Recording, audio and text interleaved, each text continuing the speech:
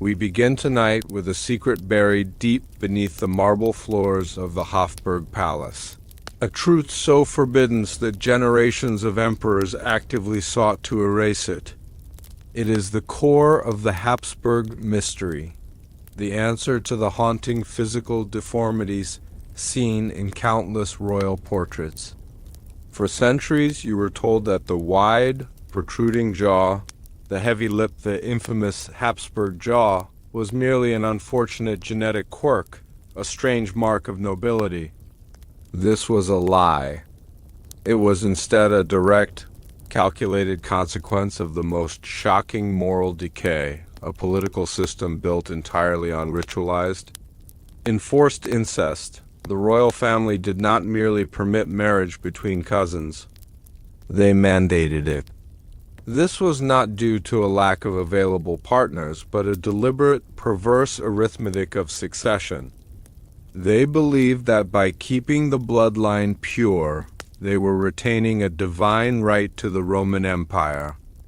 The resulting physical ailment was not a curse, but the price paid for an unbroken claim to earthly power.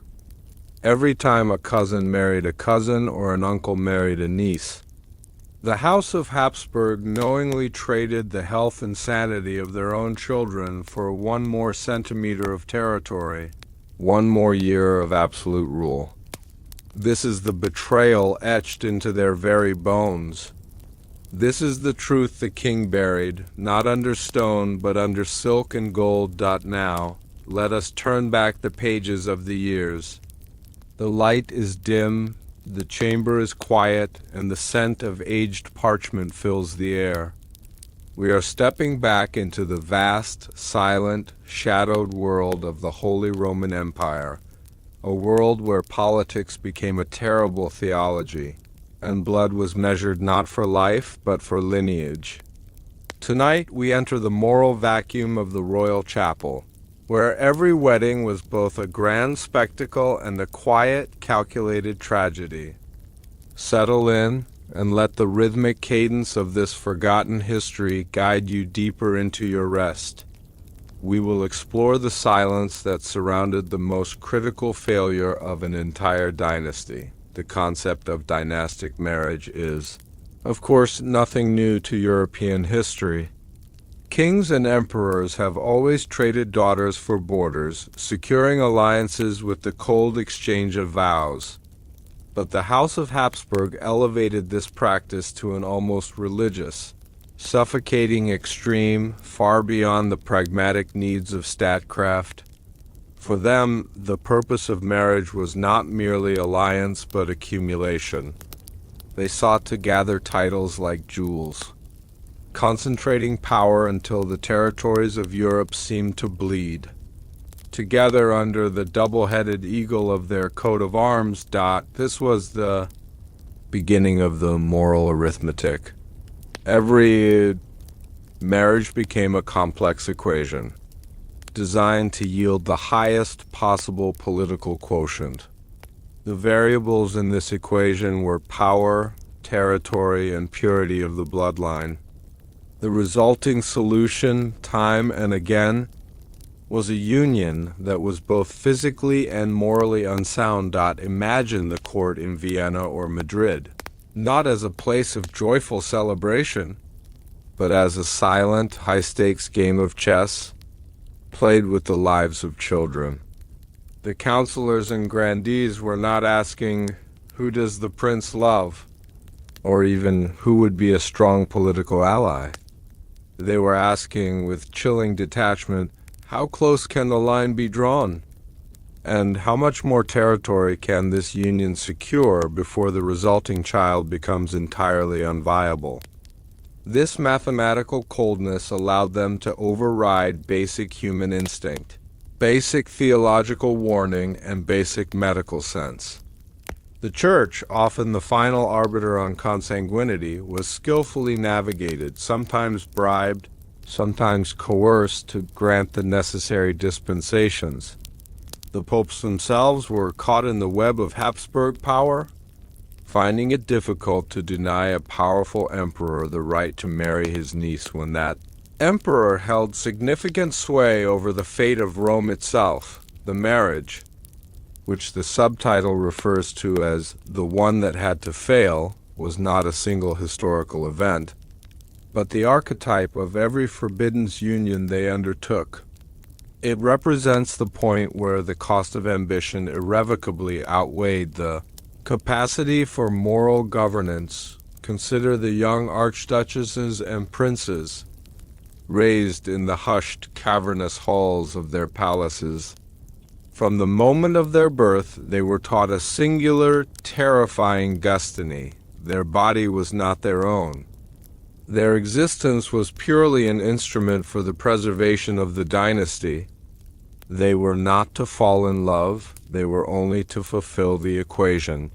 How does a person psychologically process being presented with their own cousin, or in some notorious cases, their niece or uncle as their designated life partner? The relationship was defined not by affection, but by shared blood and shared obligation. It created a strange, incestuous isolation at the very peak of power. These were individuals who, genetically speaking, were often more similar to one another than most siblings. Forced to bond and reproduce, this intense familial claustrophobia bred an atmosphere of deep-seated unease. The halls of power were not just filled with courtiers, but with people who were literally too close.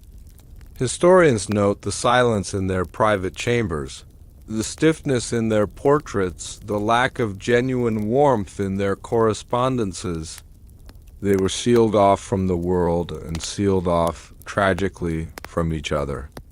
The marriage that had to fail was destined for failure not only genetically, but emotionally. How can true partnership flourish when the relationship is a public admission of the family's secret, desperate calculation? The children born of these unions, the unfortunate products of the moral arithmetic, carried this psychological burden.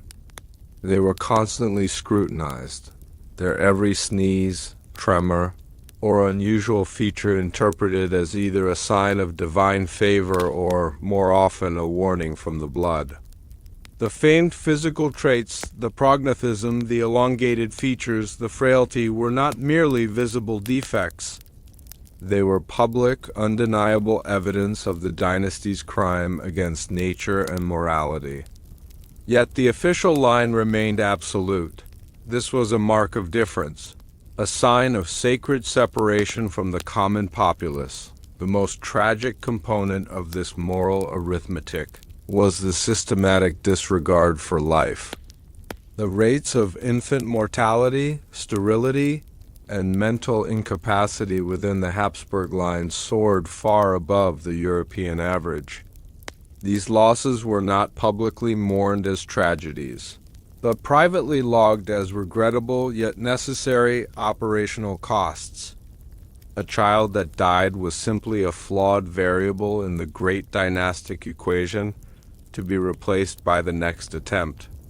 This is the moral desert the emperors walked, a path paved with the tiny, forgotten graves of their own progeny. To sustain this moral arithmetic over centuries required an extraordinary level of control, secrecy, and archival manipulation. This brings us to the mythical yet historically attested Archive of Purity.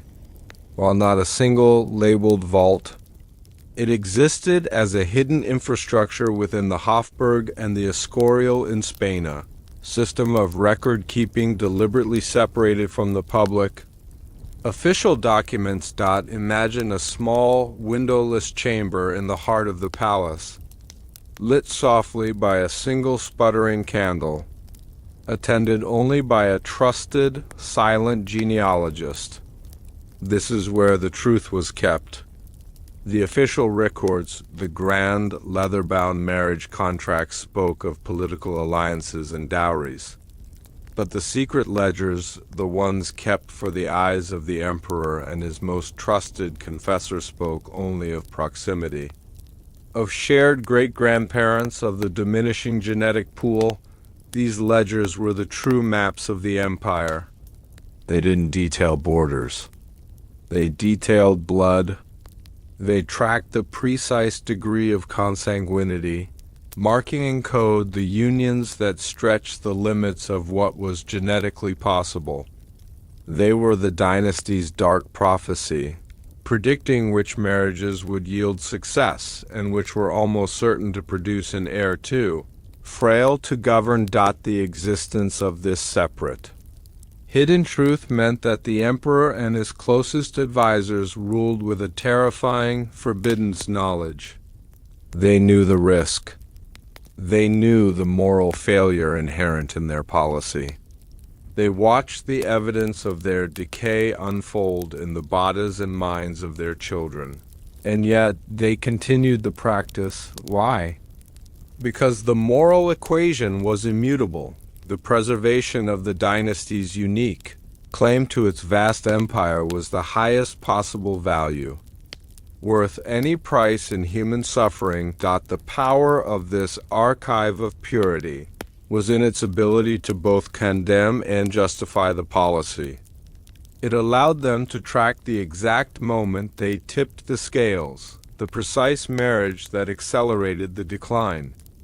It served as a scientific record of their own moral failure, a vast, complex justification for the unforgivable acts carried out in the name of the crown, and every document within it was meticulously guarded.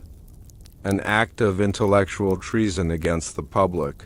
Narrative of divine right. To truly understand the weight of this moral arithmetic, we must turn our attention to the Spanish branch of the Habsburgs, where the equation was carried out with the most brutal, methodical precision.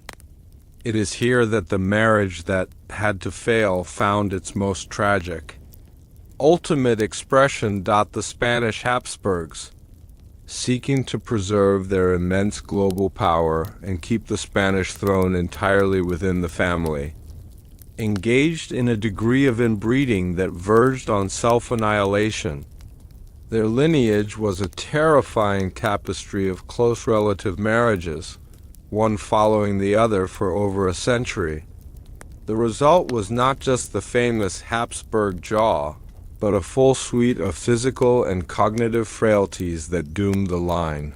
The final, heartbreaking product of this equation was King Charles II of Spain. He was the living, breathing, agonizing testament to the moral arithmetic. His physical and mental health were shattered by the concentration of recessive genes. He was born physically weak, struggled to speak until the age of 4, and could barely walk until he was 8. His famous jaw was so pronounced that he struggled to chew food, often drooling or swallowing liquids incorrectly. The court's response to Charles II was a final, desperate act of denial. His ailments were framed as a possession by evil spirits, not a biological reality. Exorcisms were ordered, relics were prayed over, and the dark whispers continued. This was the ultimate cover-up, substituting theological blame for genetic science. But the doctors, the advisors, and the trusted family members knew the truth, having access to the sealed pedigrees. They watched as the dynasty they had worked so hard to purify slowly suffocated itself. The fate of Charles II was not a misfortune. It was the predicted outcome of the moral arithmetic, a checkmate played by their own blood. When Charles II died, childless and suffering, the Spanish Habsburg line ended, proving, with a horrifying finality, that the policy of forbidden blood had failed. The house collapsed not from external invasion, but from internal. Calculated rot. Let us pause for a moment and consider the silent, psychological devastation wrought by this system. It affected not just the victims like Charles II, but the perpetrators themselves, the emperors, cardinals, and counselors who consciously enforced the equation. Imagine the solitude of Emperor Leopold I, who married his niece Margarita Teresa, the subject of Velázquez's haunting portraits. He loved her, perhaps, but their union was fundamentally political, driven by the need to consolidate titles. The fear of what their child might inherit must have been a constant, quiet shadow over their lives. Every cough, every delayed developmental milestone, every strange flicker in the eye of their infant was a terrifying reminder of the moral bargain they had struck. This quiet, chronic anxiety permeated the atmosphere of the palaces. It manifested as deep piety, a desperate attempt to appease a god they knew they were actively offending, and as political paranoia. The emperor lived in a state of continuous dread of rebellion, dread of foreign powers, but most of all, dread of the truth emerging from the bloodline itself, the knowledge that their power was built on a foundation of genetic sacrifice created a profound disconnect between the imperial persona and the private person. In public, they were the divinely anointed, the protectors of Christendom. In private, they were architects of their own moral and physical destruction, haunted by the memory of the stillborn, the frail, and the mentally diminished. The ultimate forbidden knowledge was not a powerful text or a treasure, but the simple, tragic truth of the mirror. They saw their own moral decay reflected in the wide-set eyes and heavy jaws of their children. Even after the end of the Spanish line, the legacy of the moral arithmetic persisted. The surviving Habsburgs in the Austrian branch had learned a painful lesson, subtly relaxing the rigid rules of consanguinity. But the core lie that the family was blessed by a unique, pure blood had to be maintained. The elaborate court rituals, the grand titles, and the relentless emphasis on Catholic piety served as a powerful cultural firewall against the genetic truth. The palaces became theaters of dazzling distraction, designed to draw the eyes away from the family's physical defects and towards their spectacular power. Today, modern science has validated the quiet fears recorded in those hidden ledgers. Genealogical research and genetic analysis of the Habsburg family tree have definitively proven the catastrophic link between the proximity of their marriages and the severity of the malocclusion, the very jaw that became their public mark. The moral arithmetic, the cold political calculation of centuries ago, has been revealed as a profound self-inflicted wound. The story of the Habsburgs is not just a tale of power, but a deep, mournful study in the failure of morality. It serves as a gentle yet powerful reminder that no political ambition, no royal claim, and no concentration of wealth can ultimately overcome the most fundamental, quiet law of nature. The line that was intended to be unbroken and pure was, in fact, corrupted by the very hands that sought to protect it. The soft candlelight now dims. Entirely over the secret ledgers of the Hofburg, we leave the silent library where the true cost of an empire was tallied in human lives and inherited pain. The moral arithmetic failed, but the lessons remain. As you drift now, contemplate the simple, quiet wisdom that the most valuable purity is not one of blood, but one of moral conscience. The Habsburgs sought to conquer the world by conquering their own genetics, and in doing so, they lost themselves. Next, we will turn our focus from the cold stone palaces of Europe to the sun-baked, ancient soil of the Mediterranean, where a powerful order of warrior monks pursued a forbidden agenda.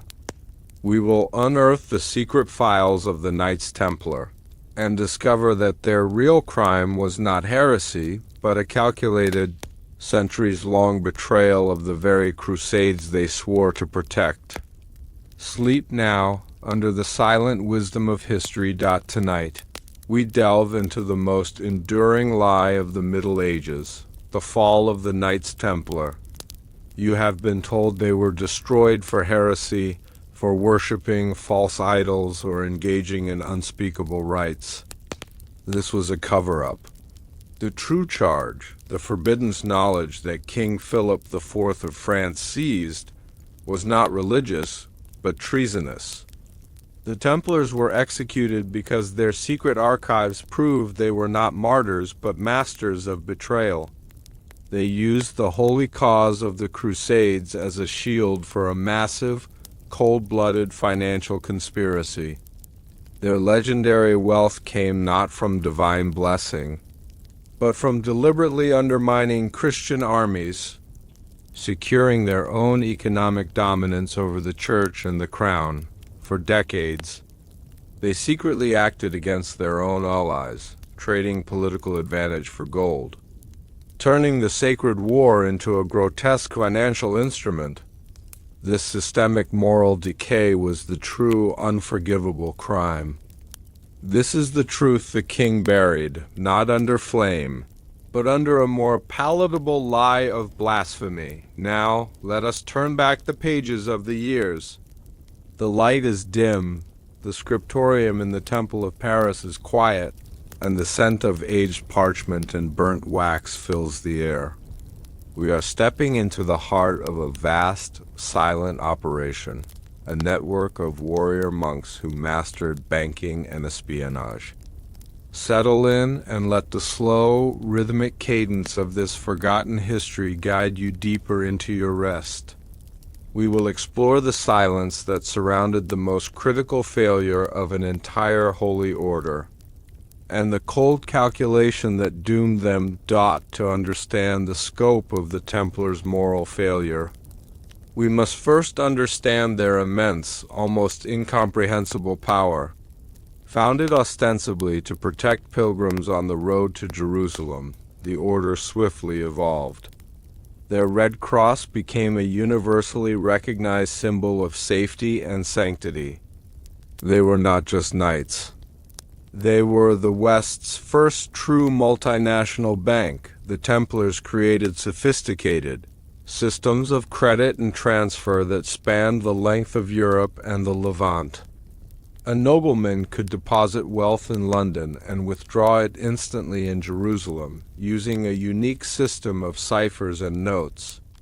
This banking innovation was crucial for funding the Crusades, and it placed them in a position of unique, dangerous power, but this power, derived from the very concept of piety, became the source of their corruption. The official narrative was one of holy service. The hidden reality was a relentless pursuit of economic and political security for the order itself, often at the direct expense of the Christian kingdom they purported to serve. The moral arithmetic of the Templars was simple: profit over principle. The longer the Crusades lasted, the more complex the financial logistics became, and the more indispensable the Templars grew. Therefore, a complete Christian victory in the Holy Land was not in the order's long-term financial interest. A perpetual state of war, or at least continuous military tension, ensured a continuous flow of cash, gifts, and political favors to the temple. Imagine the Grand Master, sitting in his silent commandery, reviewing not just battle maps, but detailed financial ledgers. He was not just weighing the lives of his knights. He was calculating the return on investment for the next military campaign. If a key Crusader fortress fell, it created a financial crisis that only the Templars could solve, thereby deepening the dependency of the European crowns on the order's wealth and influence. This quiet, cold-blooded calculus is the true charge of treason against God and gold. The Templars' reach extended far beyond simple banking.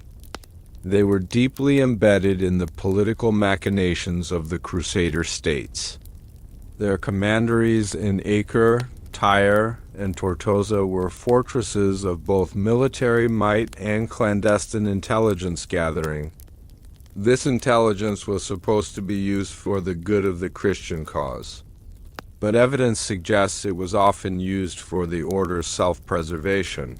Consider the death of a certain highly effective Crusader king, a ruler whose vision for a swift, decisive campaign threatened the perpetual state of conflict the Templars thrived upon.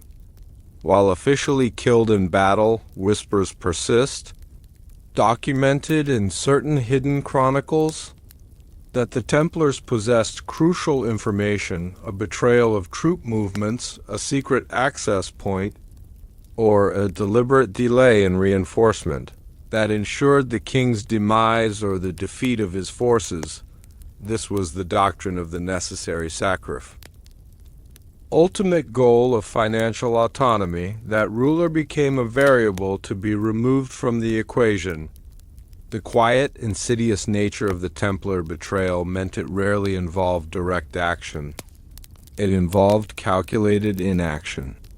The failure to deliver crucial funds on time, the purposeful misdirection of supply lines, the subtle influence on a battle plan that made a quick victory impossible, the psychology of the holy traitor is fascinating and disturbing. How did these men, who took vows of poverty, chastity, and obedience, justify such systematic treason? They had to believe that their order, the organization itself, was more vital than the individual Christian lives or even the success of the Crusades.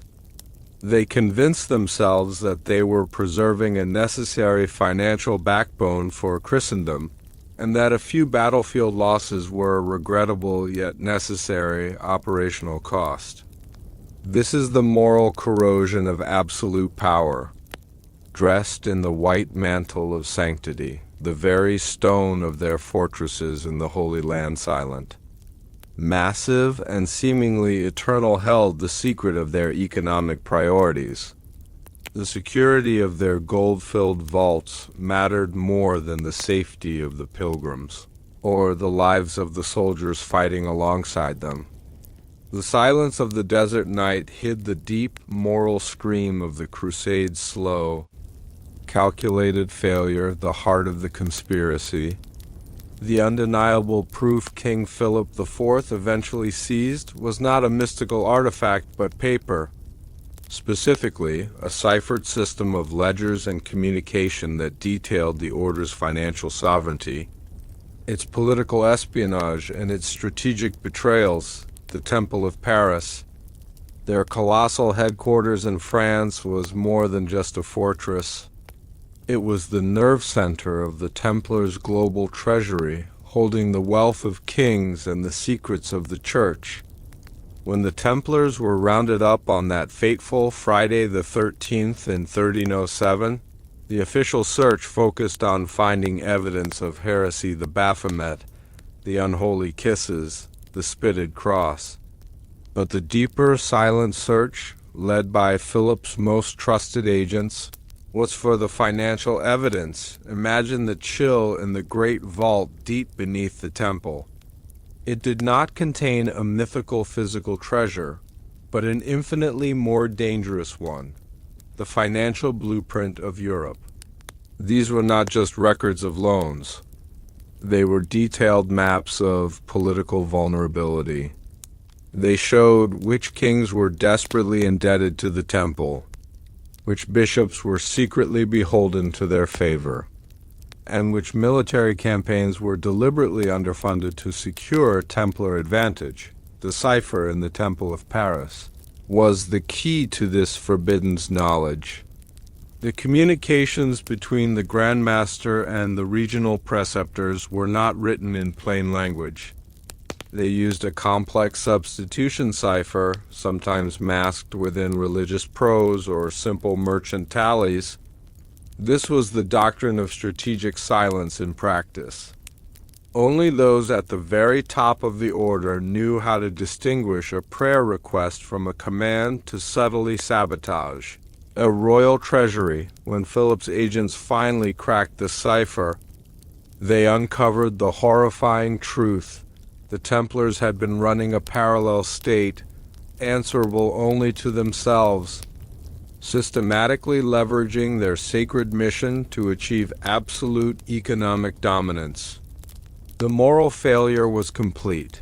The order had transformed itself from a holy institution into a cold, ruthless, corporate intelligence agency. The king saw not heresy, but a viable rival power, one that had documented proof of the crown's financial weaknesses. King Philip IV, known as the Fair, was a powerful, ruthless monarch driven by his own cold financial crisis. He desperately needed money to fund his wars and consolidate his power against the influence of the papacy. The immense, untaxed wealth of the Templars was an irresistible target. However, a simple grab for gold, while common in history, would have been politically dangerous. The order was too well respected, too pious in the public eye. Philip needed a justification that was not merely legal, but moral and theological, a charge so grievous it would make the wholesale arrest and execution of the monks acceptable to the Christian populace. The Templars' secret. Documented treason, their treason against God and gold, provided the perfect, terrible catalyst. Philip's agents presented him with the evidence from the cracked cipher, proof of the order's deliberate financial manipulations and the moral corruption inherent in their banking practices. This was the king's forbidden knowledge. He understood that he could not publicly charge them with complex economic espionage. The average peasant would not understand. Therefore, Philip chose the path of the expedient lie. He took the order's secret, terrifying immorality and rebranded it as easily digestible, sensational heresy. The charge of spitting on the cross, of worshipping the Baphomet, of unnatural acts, these were the grotesque theatrical props used to sell the execution to the public. They were the easy lies that masked the difficult, damning truth. The king's decision was the final, cold-blooded stroke in this drama of moral decay. He chose to destroy the order not just to seize their assets, but to bury the truth of their political and financial power. If the world understood the extent of the Templars' manipulation, if the common man knew that the failures of the Crusades were due to deliberate greed, it would shatter public faith in every major institution, from the crown to the church. The sacrifice of the Templars was deemed necessary to maintain the illusion of institutional purity. The moral arithmetic of the crown was similar to the orders. Sacrifice a few hundred lives to preserve the larger structure of power. As the Templars were rounded up across Europe, the ensuing interrogations were brutal yet fascinating in their precision. Philip's inquisitors were tasked with extracting specific, sensational confessions of heresy, ensuring the narrative of blasphemy was cemented. They wanted details of the idol, the ritual, and the denial of Christ. Yet, underlying these sensational charges was a deep, quiet attempt to uncover the remaining financial and archival secrets. The torturers were not just seeking a religious confession. They were seeking the location of the unregistered ships of Cyprus, the safe houses that held the physical gold, and the names of the powerful agents who survived the initial purge. The true charge loomed silently behind every screamed confession of heresy, the moral ambiguity of the Templars. Final hours is profound. Did they confess to the heresy because the torture was too great, or because confessing to the lie was easier than confessing to the truth? If they had publicly revealed under torture, the evidence of their strategic betrayals if they had exposed the full extent of their financial espionage against Europe. The resulting political chaos would have been catastrophic. It is possible that the Grand Master Jacques de Molay and his inner circle chose to die upholding the lie of heresy, believing that this was the lesser evil. They chose to preserve the secret of their economic treason, the true charge, thereby protecting the countless European banks and powers that had been subtly integrated into the Templar financial machine. Their final, blazing moral choice may have been to carry the shame of heresy to the pyre, sparing Europe the greater shame of realizing the Crusades had been corrupted by gold. The execution of de Molay and his fellow knights was a spectacular public act of purification, but in the hushed, candle-lit chambers of the king's treasury, the true judgment had already been passed. They were guilty of treason against gold, and that charge was considered far more dangerous to the stability of the kingdom than any supposed insult to God. The soft crackle of the flames was the sound of the final, massive cover-up being sealed. Despite the spectacular destruction of the order, the effects of their moral arithmetic did not simply vanish. The Templars' genius lay in its systems, and those systems were credit networks, the ciphered communication, the international intelligence, were too valuable to die completely. Many historians suggest that a shadow network of Templar agents, especially those skilled in finance and accounting, survived the purge. They were absorbed into other institutions, the early banking houses of Italy, the intelligence-gathering operations of royal courts, and perhaps even the early structures of the papacy's own finances. The quiet agent, the surviving Templar accountant, took the forbidden knowledge of the cartographer who knew which roads were blocked and applied it to new masters. The skills of strategic silence, of calculated inaction, of prioritizing profit over sacred values were the order's true, lasting legacy.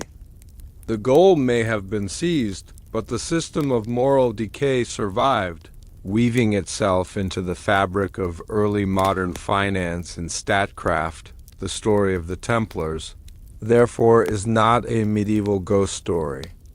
It is a timeless lesson in how a spiritual mission can be utterly corrupted by the seductive efficiency of finance and power. The white mantle and red cross, meant to symbolize purity and sacrifice, became the very symbol of treason against God and gold. As we conclude, let the image of the silent, powerful vault beneath the Temple of Paris, filled not with jewels, but with the cold, irrefutable proof of a centuries-long betrayal, settle gently in your mind.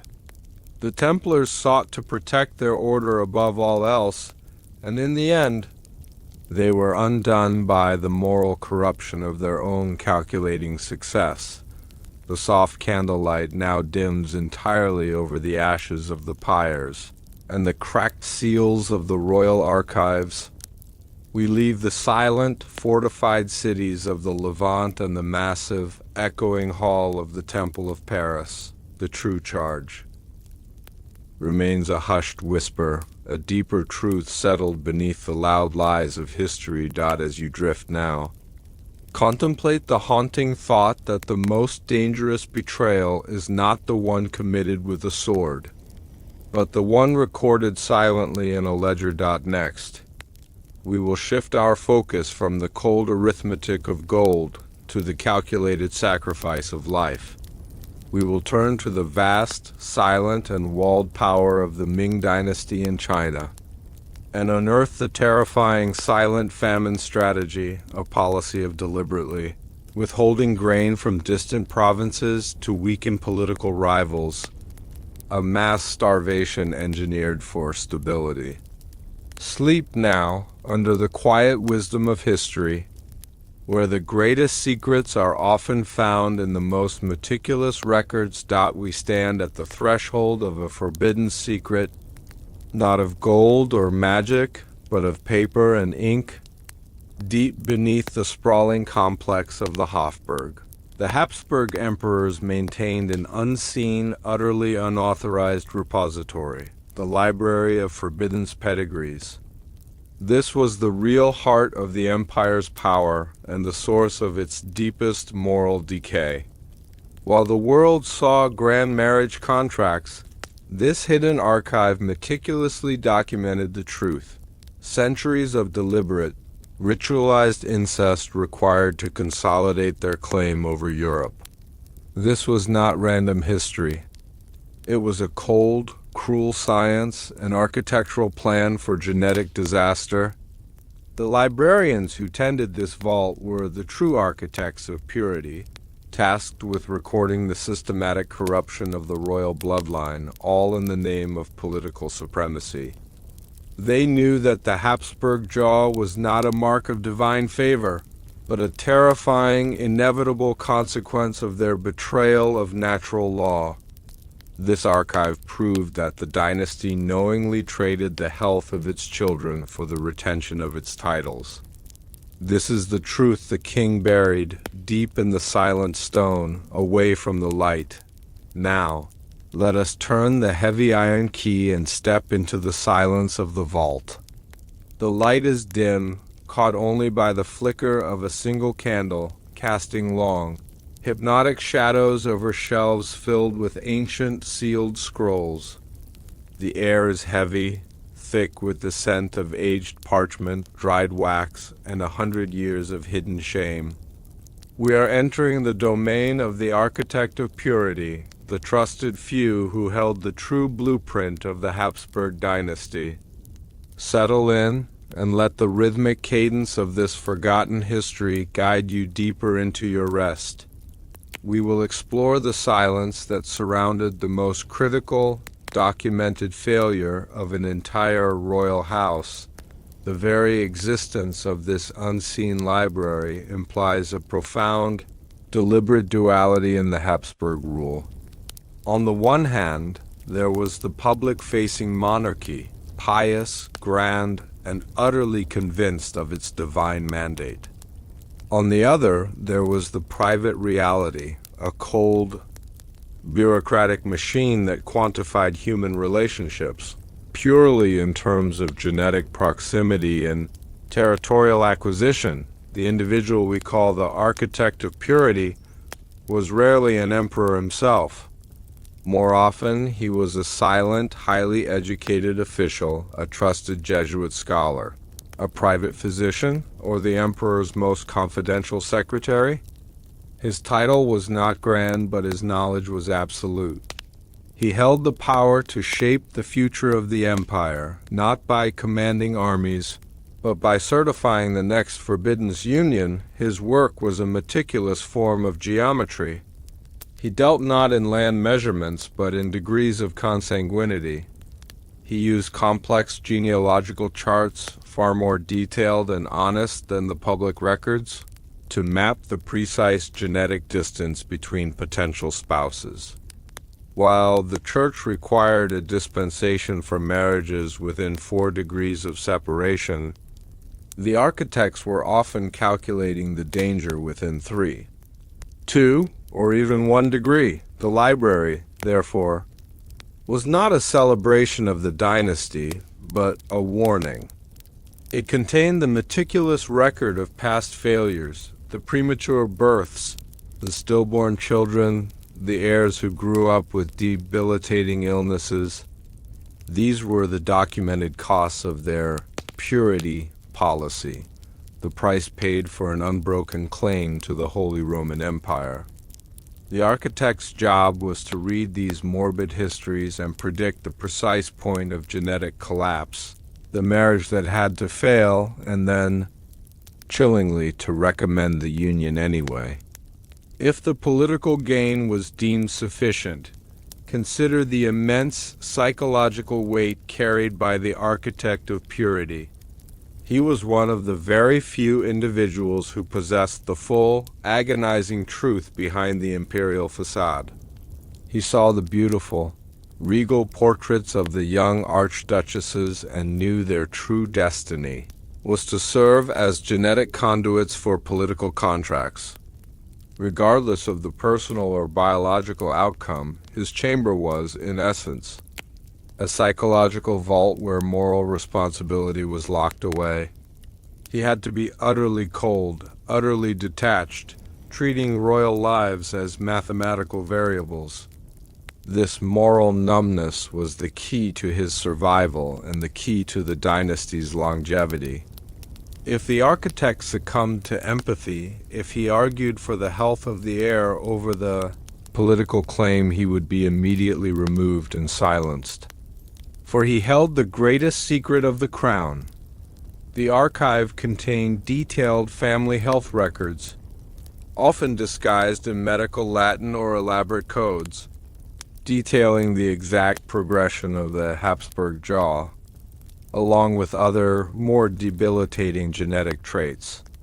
These records were the forbidden knowledge that contradicted the public narrative of divine health. They were the dynasty's proof of their self-inflicted genetic curse. The very act of maintaining these pedigrees was an admission of the sin. Why keep a record of the biological failure unless you were trying to manage or quantify it?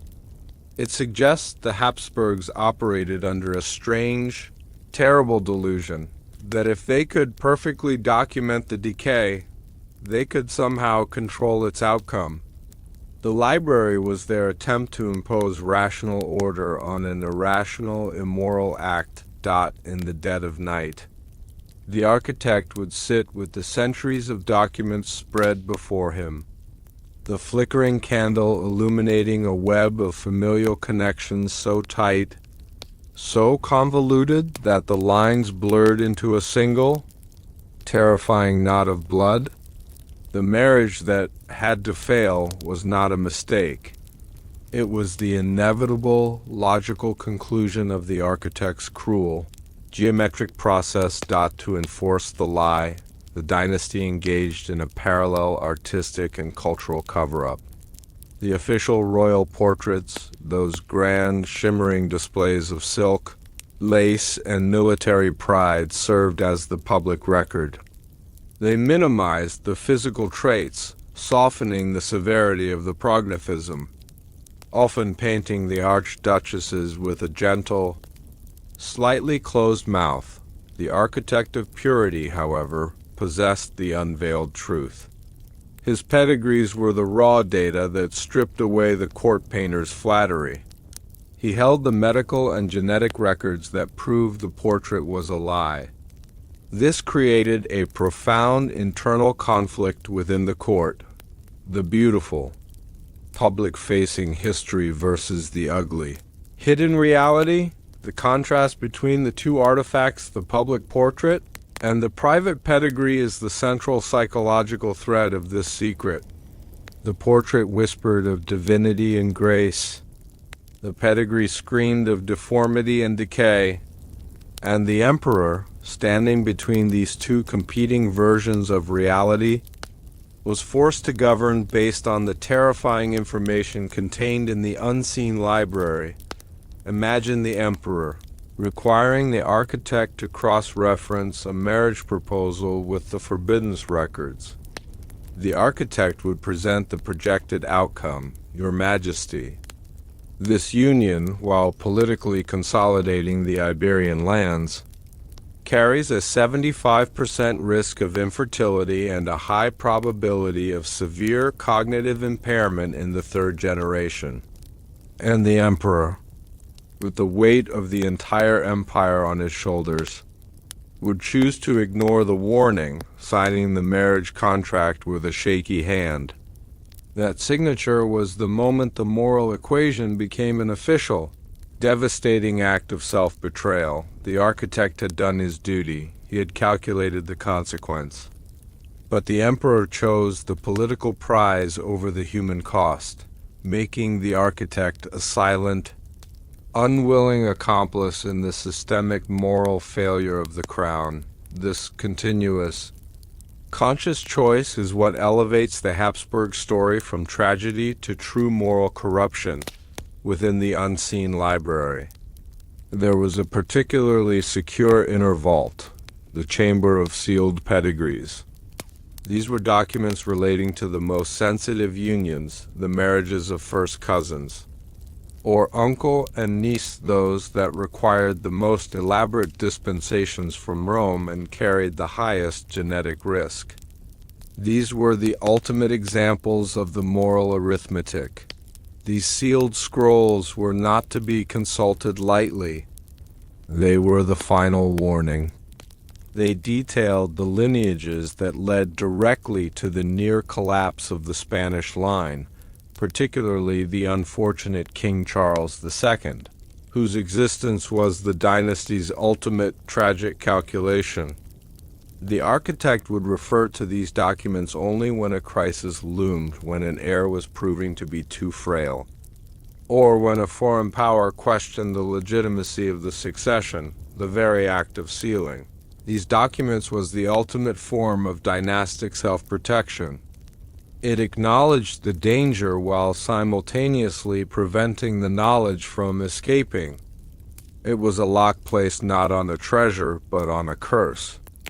The chamber was a testament to the Habsburgs' deep contradiction. They pursued an immoral policy, yet meticulously documented the immorality, perhaps believing that by knowing the true shape of their sin, they retained a sliver of control. The quiet, reflective nature of the architect's work stood in stark contrast to the grand, noisy pronouncements of the imperial court.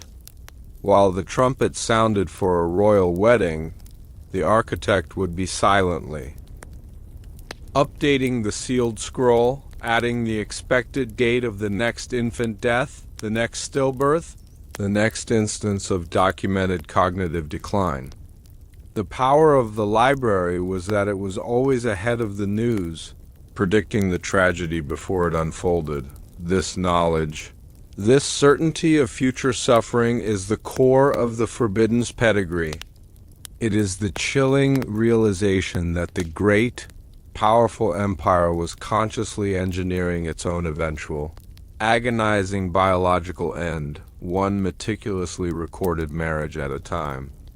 The architect, in his silence, bore witness to the long, slow suicide of a dynasty. The individuals who served as the architects of purity were often figures of profound inner solitude. Their lives were dedicated to observing, recording, and protecting the dynasty's most profound shame. How does one maintain sanity while meticulously documenting a moral collapse engineered by the very people you are sworn to serve?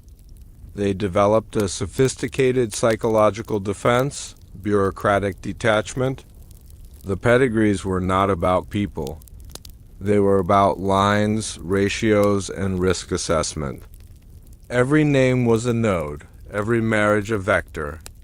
By reducing the human element to a variable in an equation, the architect could continue his grim work without being paralyzed by guilt or pity. However, the weight of the Forbidden's knowledge must have pressed down upon them. They were the only ones who truly knew why the little prince struggled to walk, or why the beautiful queen often suffered from deep melancholy. They knew the truth when the court whispered of illness or bad fortune. They carried the heavy, lonely burden of the silent witness. This secrecy permeated their existence. They could never speak of their work, not even in the confessional. Their oath was to the crown, and the crown's survival depended on the absolute secrecy of the library. They were scholars who possessed a world-altering truth, the secret of the Habsburg self-corruption, and yet they were forced into a perpetual, unbreaking silence. Their lives became a testament to the psychological cost of maintaining a grand, generational lie. As you reflect on the architect's quiet vigil, consider the nature of purity itself.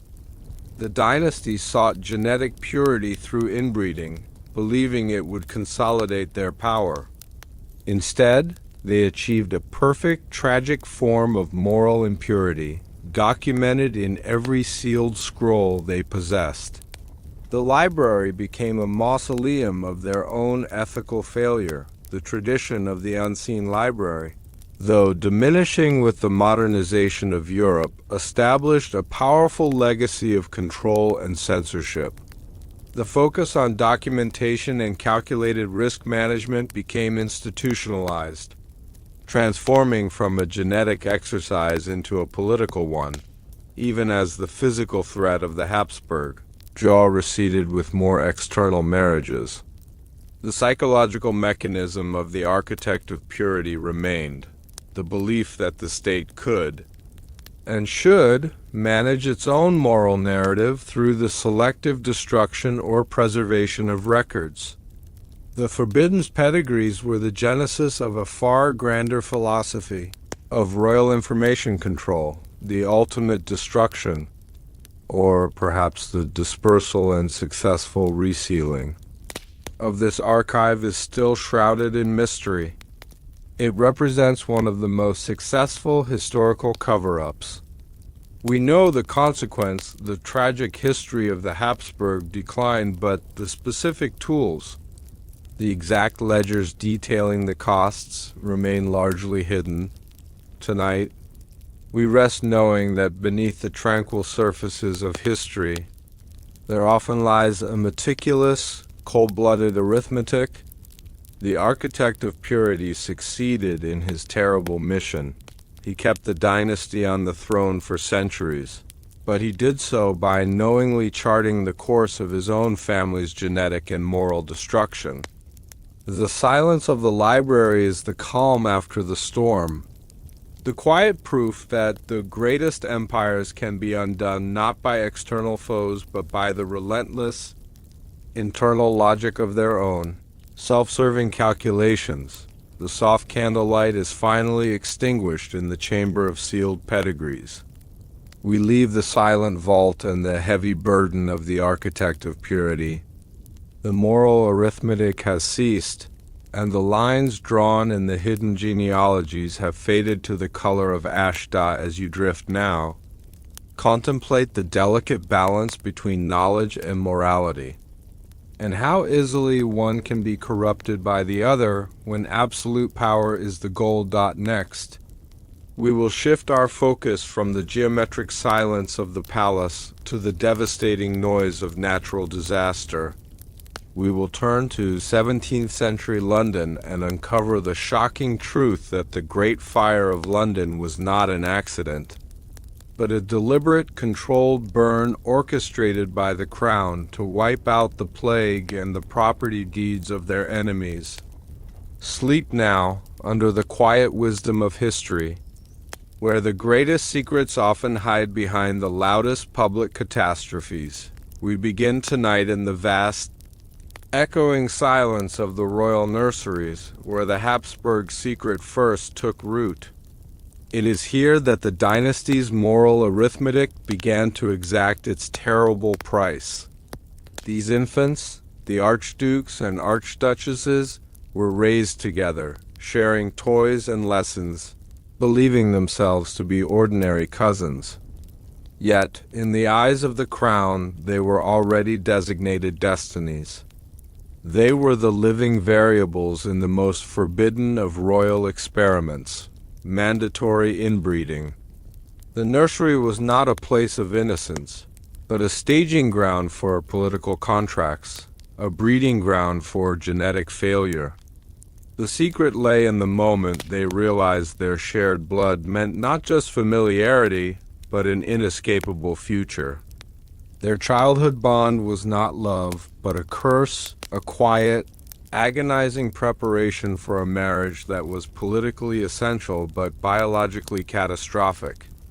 This system of engineered incest, the cornerstone of the Habsburgs' power, demanded that these children sacrifice their very health and sanity to maintain an unbroken, though corrupted, line.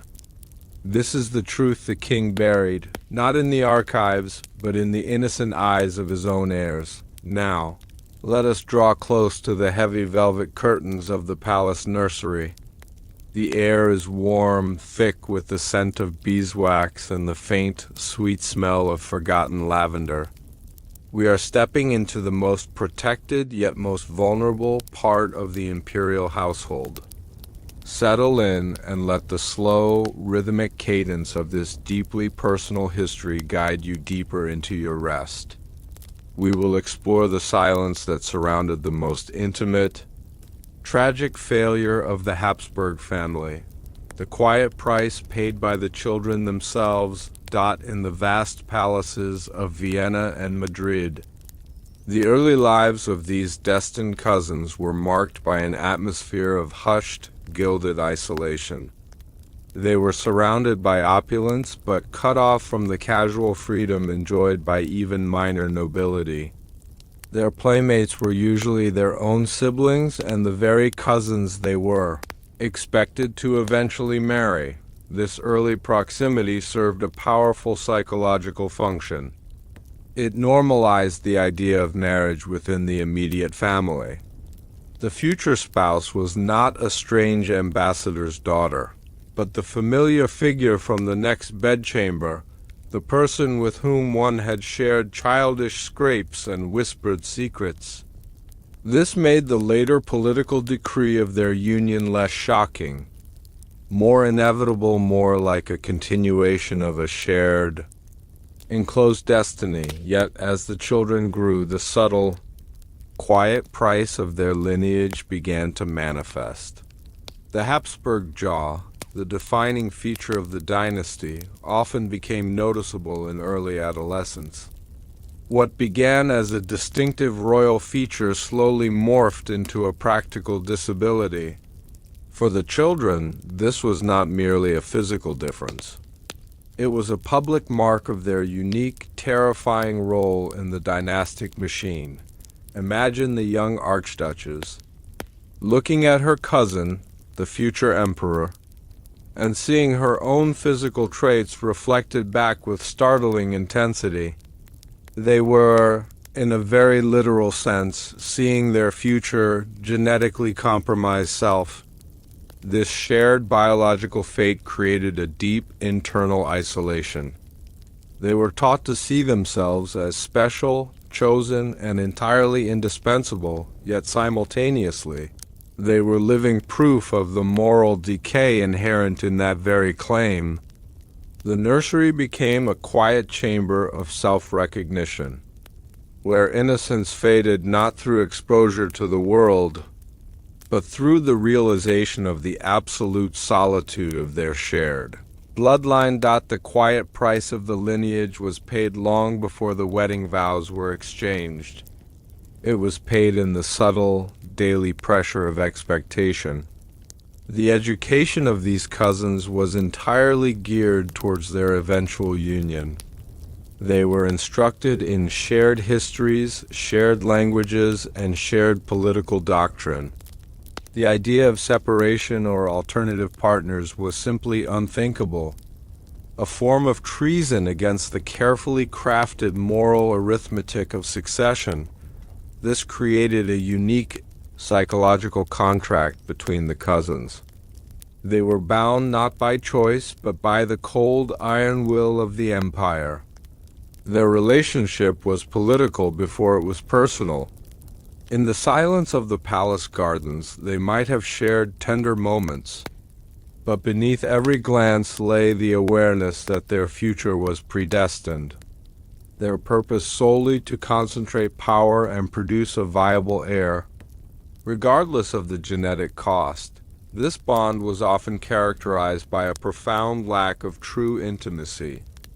How can genuine affection flourish when the other person represents the ultimate symbol of your own captivity and your own genetic risk? The cousins were mirrors for one another. reflecting both the immense power they inherited and the terrifying fragility that came with it. The Tudors, the ladies-in-waiting, and the royal confessor all played their parts, subtly reinforcing this shared destiny.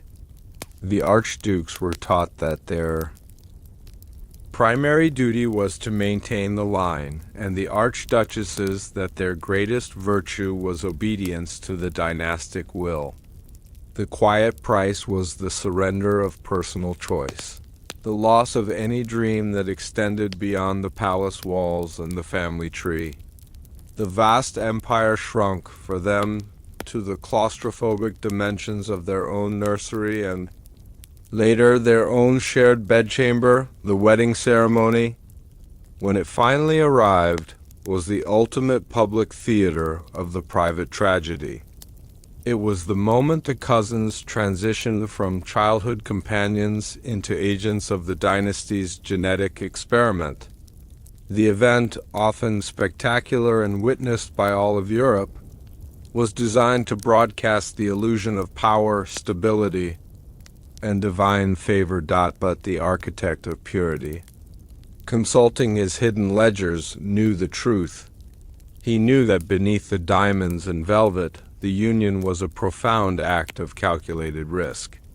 The ceremony was not a union of two souls, but the fusion of two highly similar genetic codes, the climax of the moral arithmetic of succession. Imagine the young couple standing at the altar, surrounded by the weight of centuries. They were not just marrying each other. They were marrying their shared grandparents, their great-uncles, and the entire convoluted history of their line. Every step taken towards the altar was a step closer to the inevitable genetic reckoning. The quiet price paid on that day was the public formalization of their forbidden destiny. The marriage was immediately followed by the intense, immediate pressure to produce an heir. For these cousins, the intimate act of marriage was quickly transformed into a high-stakes imperial duty. The arrival of a child would either validate the dynasty's terrible gamble or confirm the devastating failure of the inherited line. The hope and fear in the royal bedchamber must have been immense, magnified by the knowledge that the fate of an entire empire rested on the unpredictable results of their shared, too similar blood. The most heartbreaking price of the lineage was paid by the infants born of these unions. In the isolated world of the royal palace, where every birth was a state event, the arrival of a genetically compromised child was met with a deep, private horror. The official records would log the birth with pomp and circumstance, but the hidden pedigrees, the realm of the architect of purity, would record the true, fragile state of the newborn. The child might exhibit the signature traits of the Habsburg Jaw with severe intensity, or possess hidden vulnerabilities that were only apparent to the experienced physician. The cousins, who had shared a nursery, now shared a vigil over their child, watching for signs of the genetic curse they knew they had passed on. Their life as parents was fraught with anxiety. Was the child crying too much? Was the child developing too slowly?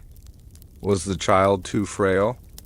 Every ailment, every weakness was a direct, undeniable indictment of their marriage, of their parents, and of the empire's cold calculations. Infant mortality rates within the intensely inbred Habsburg lines were shockingly high. When a child died, a common occurrence, the public narrative was one of fate or tragic illness. But for the royal parents, it was the cold, final proof that their marriage, the one that had to fail biologically, had indeed exacted its price. The profound loss was not just personal. It was a political disaster, confirming the moral decay at the heart of the dynasty's succession plan. The quiet, empty cradle in the nursery became the monument to the true cost of imperial ambition. for the children of cousins who did survive and ascend to the throne, the burden was immense. They governed not just with a scepter, but with the visible physical proof of their lineage's moral failings. The famous portraits of figures like Charles V, or later, the infirm Charles II of Spain, stand as timeless records of this sacrifice. The sovereign with the most exaggerated features carried the heaviest psychological load. He knew that his physical body was a public testament to the private, forbidden history of his dynasty. He was surrounded by courtiers who bowed and flattered. Yet he knew they whispered about his frailty and his features, contrasting the visible weakness with the invisible. Absolute power he wielded. The quiet price paid here was the loss of personal dignity. The emperor was forced to govern a vast, powerful empire while struggling with basic functions, chewing, speaking clearly, walking without assistance. His existence was a continuous public performance designed to hide a private, agonizing struggle.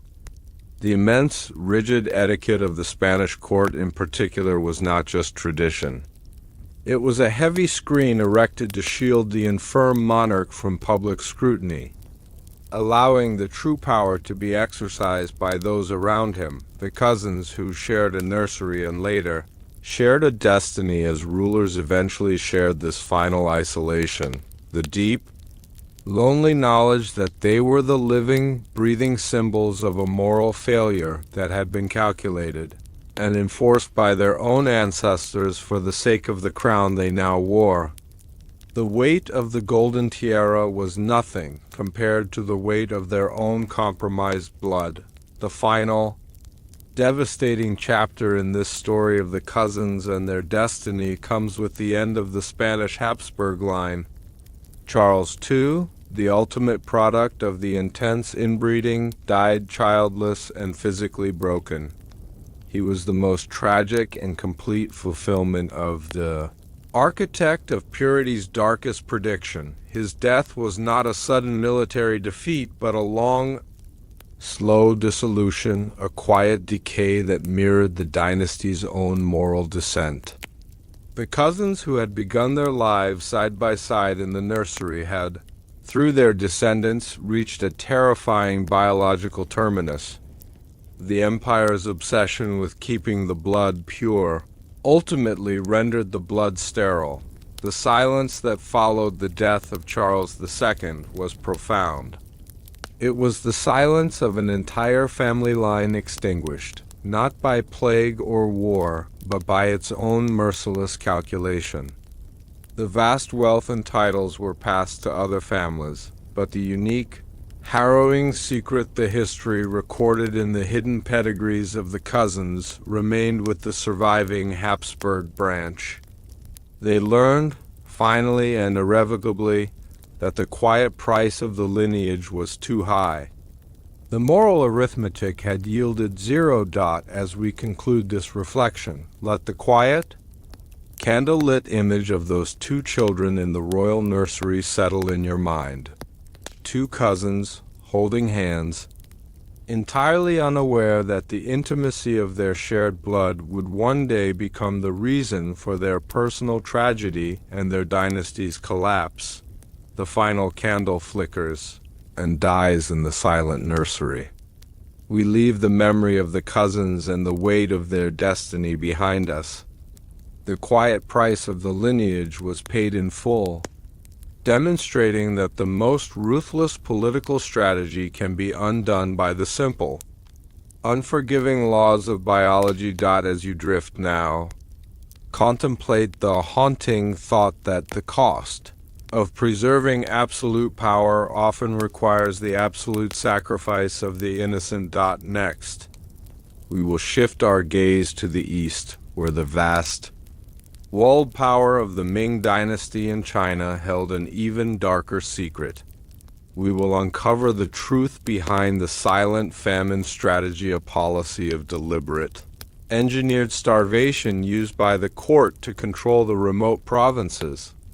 Sleep now, under the quiet wisdom of history, where the greatest cruelties are often masked as necessary stability, we stand tonight in the royal infirmary, a place of hushed suffering where the Habsburg Dynasty's forbidden secret was most clearly visible. The royal physician was the one person who knew the truth that the emperor worked so hard to bury. He was the keeper of the raw, clinical data, the mounting evidence that the mandatory incest of the royal line was a genetic curse, not a divine blessing. When an heir was born too frail, or when the famed Habsburg Jaw manifested with terrifying severity, the physician saw the undeniable scientific proof of the dynasty's moral decay. His knowledge was the greatest threat to the crown's authority. He held the power to expose the entire the betrayal inherent in the moral arithmetic of succession. His reward for this crushing burden of knowledge was a choice: absolute wealth and exile, or a quiet, agonizing disappearance. The physician was presented with the golden box of eternal silence and the ship ticket to a life of forced oblivion. This is the truth the king buried, not under stone, but under the weight of scientific testimony. Now, let us imagine the quiet, cold light of the physician's private study, filled with the scent of dried herbs and the faint, metallic tang of regret. We are stepping into the isolated world of the royal healer, a man of science forced to serve an illogical, immoral political system. Settle in and let the slow, rhythmic cadence of this deeply personal history guide you deeper into your rest. We will explore the silence that surrounded the most intimate, documented failure of the Habsburg family, the systematic silencing of the scientific mind. The royal physician was unique within the vast, rigid hierarchy of the palace. Unlike the courtiers, priests, and soldiers, his authority derived not from lineage or favor, but from objective truth. His tools were the scalpel, the observation, and the meticulous, unforgiving ledger. He was the one person who could not be lied to about the physical state of the heir, because the heir's body spoke a language the emperor could not silence. At every critical juncture in the dynasty's genetic experiment, the birth of a new heir, the sickness of an archduchess, the diagnosis of the king's frailty, the physician was present. He was the silent witness to the terrible consequence of the architect of purity's calculations. He saw the full spectrum of genetic damage caused by centuries of inbreeding, not just the famous jaw, but the high infant mortality, the cognitive delays, the recurrent, debilitating illnesses that plagued the royal line. His initial notes, carefully logged in Latin or ciphered German, were not mere medical records. They were treasonous documents. They confirmed with scientific certainty that the suffering of the heirs was not a divine test or a random misfortune, but a direct, preventable outcome of the dynasty's political greed. This knowledge placed an unbearable burden upon the physician's conscience. He was sworn to heal and protect life, yet he served a regime that systematically corrupted it. He found himself caught between the Hippocratic oath and the imperial oath, knowing the volatile nature of the royal court, and understanding that the truth was the most dangerous currency. The dedicated physician would often keep a secret, private ledger, a copy of the true findings, hidden away from the palace records, which were managed by the official genealogists and the architect of purity. This ledger contained the scientific refutation of the Habsburg lie. It meticulously documented the diminishing life expectancy of the heirs, the correlation between the degree of parental consanguinity and the severity of the malocclusion, and the genetic markers that foretold the end of the line. This document was the true forbidden knowledge, Scientific proof that the emperor's divine mandate was a biological failure. The risk of maintaining this ledger was immense. Discovery meant not just execution, but a total effacement of his name and work. Yet the physician kept it, driven by a deep, scholarly impulse to record objective truth, even when morality was abandoned by his masters. The ledger was a quiet act of scientific resistance against political delusion. The moment of crisis came when the physician, through his detailed observations, was forced to confront the emperor with the devastating reality. The proposed marriage of the two cousins was statistically certain to produce an heir too frail to govern. This direct clinical challenge to the moral arithmetic of succession was the physician's final, terrible professional act. He presented the truth, knowing the catastrophic consequences. The emperor could not argue with the data. The precise measurements or the undeniable evidence of past failures documented in the physician's work. He could only choose what to do with the man who delivered the inconvenient, world-altering truth. Following the physician's presentation of the unvarnished genetic truth, the atmosphere shifted from clinical urgency to cold, political calculation. The emperor understood that the scientific findings could shatter the dynasty's foundation of legitimacy. The problem was no longer biological. It was informational. The physician had to be neutralized. The summoning to the private, candlelit chamber was always quiet, always sudden. The physician entered, expecting punishment or death. Instead, he found the emperor, perhaps alone or with the chief counselor, engaged in a silent, chilling offer, a transaction of conscience for gold. The golden box was presented. It was not merely a bribe. It was a symbol of eternal, absolute severance. It contained enough currency, jewels, or land deeds to secure a life of unimaginable comfort anywhere in the world. It was the price of his silence, the fee for his self-erasure from history. Simultaneously, the ship ticket was laid upon the table. It was non-negotiable. It dictated the physician's immediate departure to a distant, safe colonia, place where the Habsburg name held no immediate power, and where his expertise could not be turned against the crown. This ticket symbolized forced exile, the ultimate removal of the inconvenient witness. The physician was given a stark, devastating choice.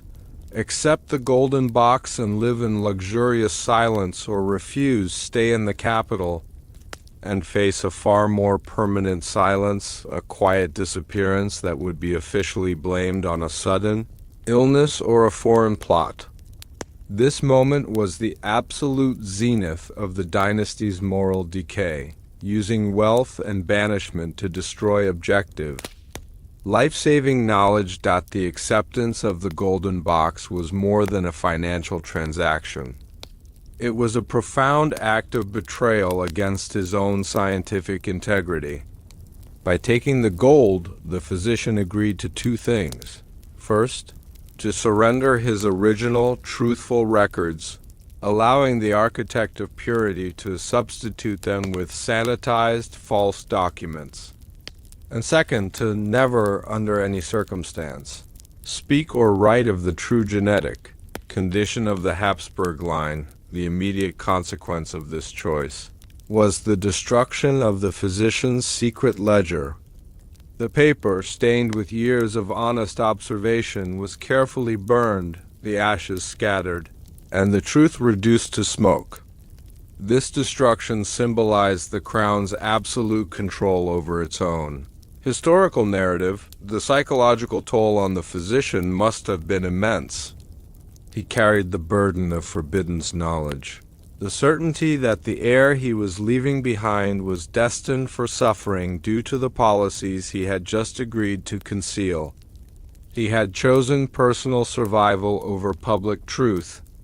a choice that would haunt his gilded exile forever. Imagine the last hour in his study, burning his research, packing his meager personal effects, knowing that every vial and every note left behind would be seized and censored. The silence of that room was heavy, filled with the ghosts of the children whose lives he could have saved had he spoken out. The golden box was not a gift. It was a shackle forged in complicity and guilt. The departure was always arranged under the cover of night, a testament to the secrecy of the operation. The physician was escorted quietly to a harbor far from the capital, placed aboard a ship bound for the New World or a distant colony. His identity was often changed, his former life sealed behind him like the vault of the architect of purity. The silent voyage across the dark, vast ocean became the ultimate metaphor for his exile. He was a man suspended between two worlds, the court of forbidden knowledge he had left behind, and the unknown territory where he was condemned to spend his remaining days. He was wealthy beyond measure, yet utterly alone, unable to share the one scientific breakthrough that could have changed the course of European history. His presence in the new land served as a final, subtle layer of the cover-up. If any rumor of the genetic truth were to follow him, the emperor could simply point to the man's distant location and claim the accusations were the ravings of a disgraced, exiled charlatan. The ship ticket was the final, devastating instrument of the crown's censorship. Meanwhile, back in the palace, a new, pliable physician was installed.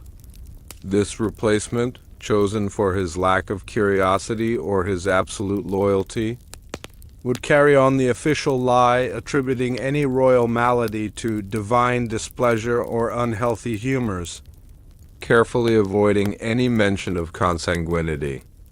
The moral arithmetic of succession resumed its cold, calculating work.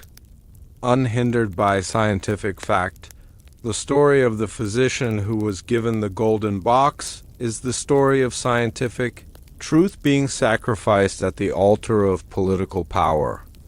It highlights the systemic, pervasive nature of the Habsburg cover-up. The dynasty didn't just suppress the truth, it actively paid enormous sums to export the truth-tellers, ensuring that the evidence of their self-corruption would die far away from their borders. The quiet, reflective lives of these exiled physicians, spending their wealth in foreign lands, remains a haunting testament to the cost of objectivity. They had achieved ultimate financial security, but at the expense of their professional integrity and their conscience. They were the men who knew the precise reason for the death of the Spanish Habsburg line centuries before it actually occurred. Today, when we examine the portraits of the Habsburgs and see the physical evidence of their inbreeding, we are not just seeing genetic history. We are seeing the silent victory of the emperor's golden box over the physician's oath. We are witnessing the triumph of political expediency over scientific fact, a lesson in how easily even the most crucial objective knowledge can be traded for self-preservation.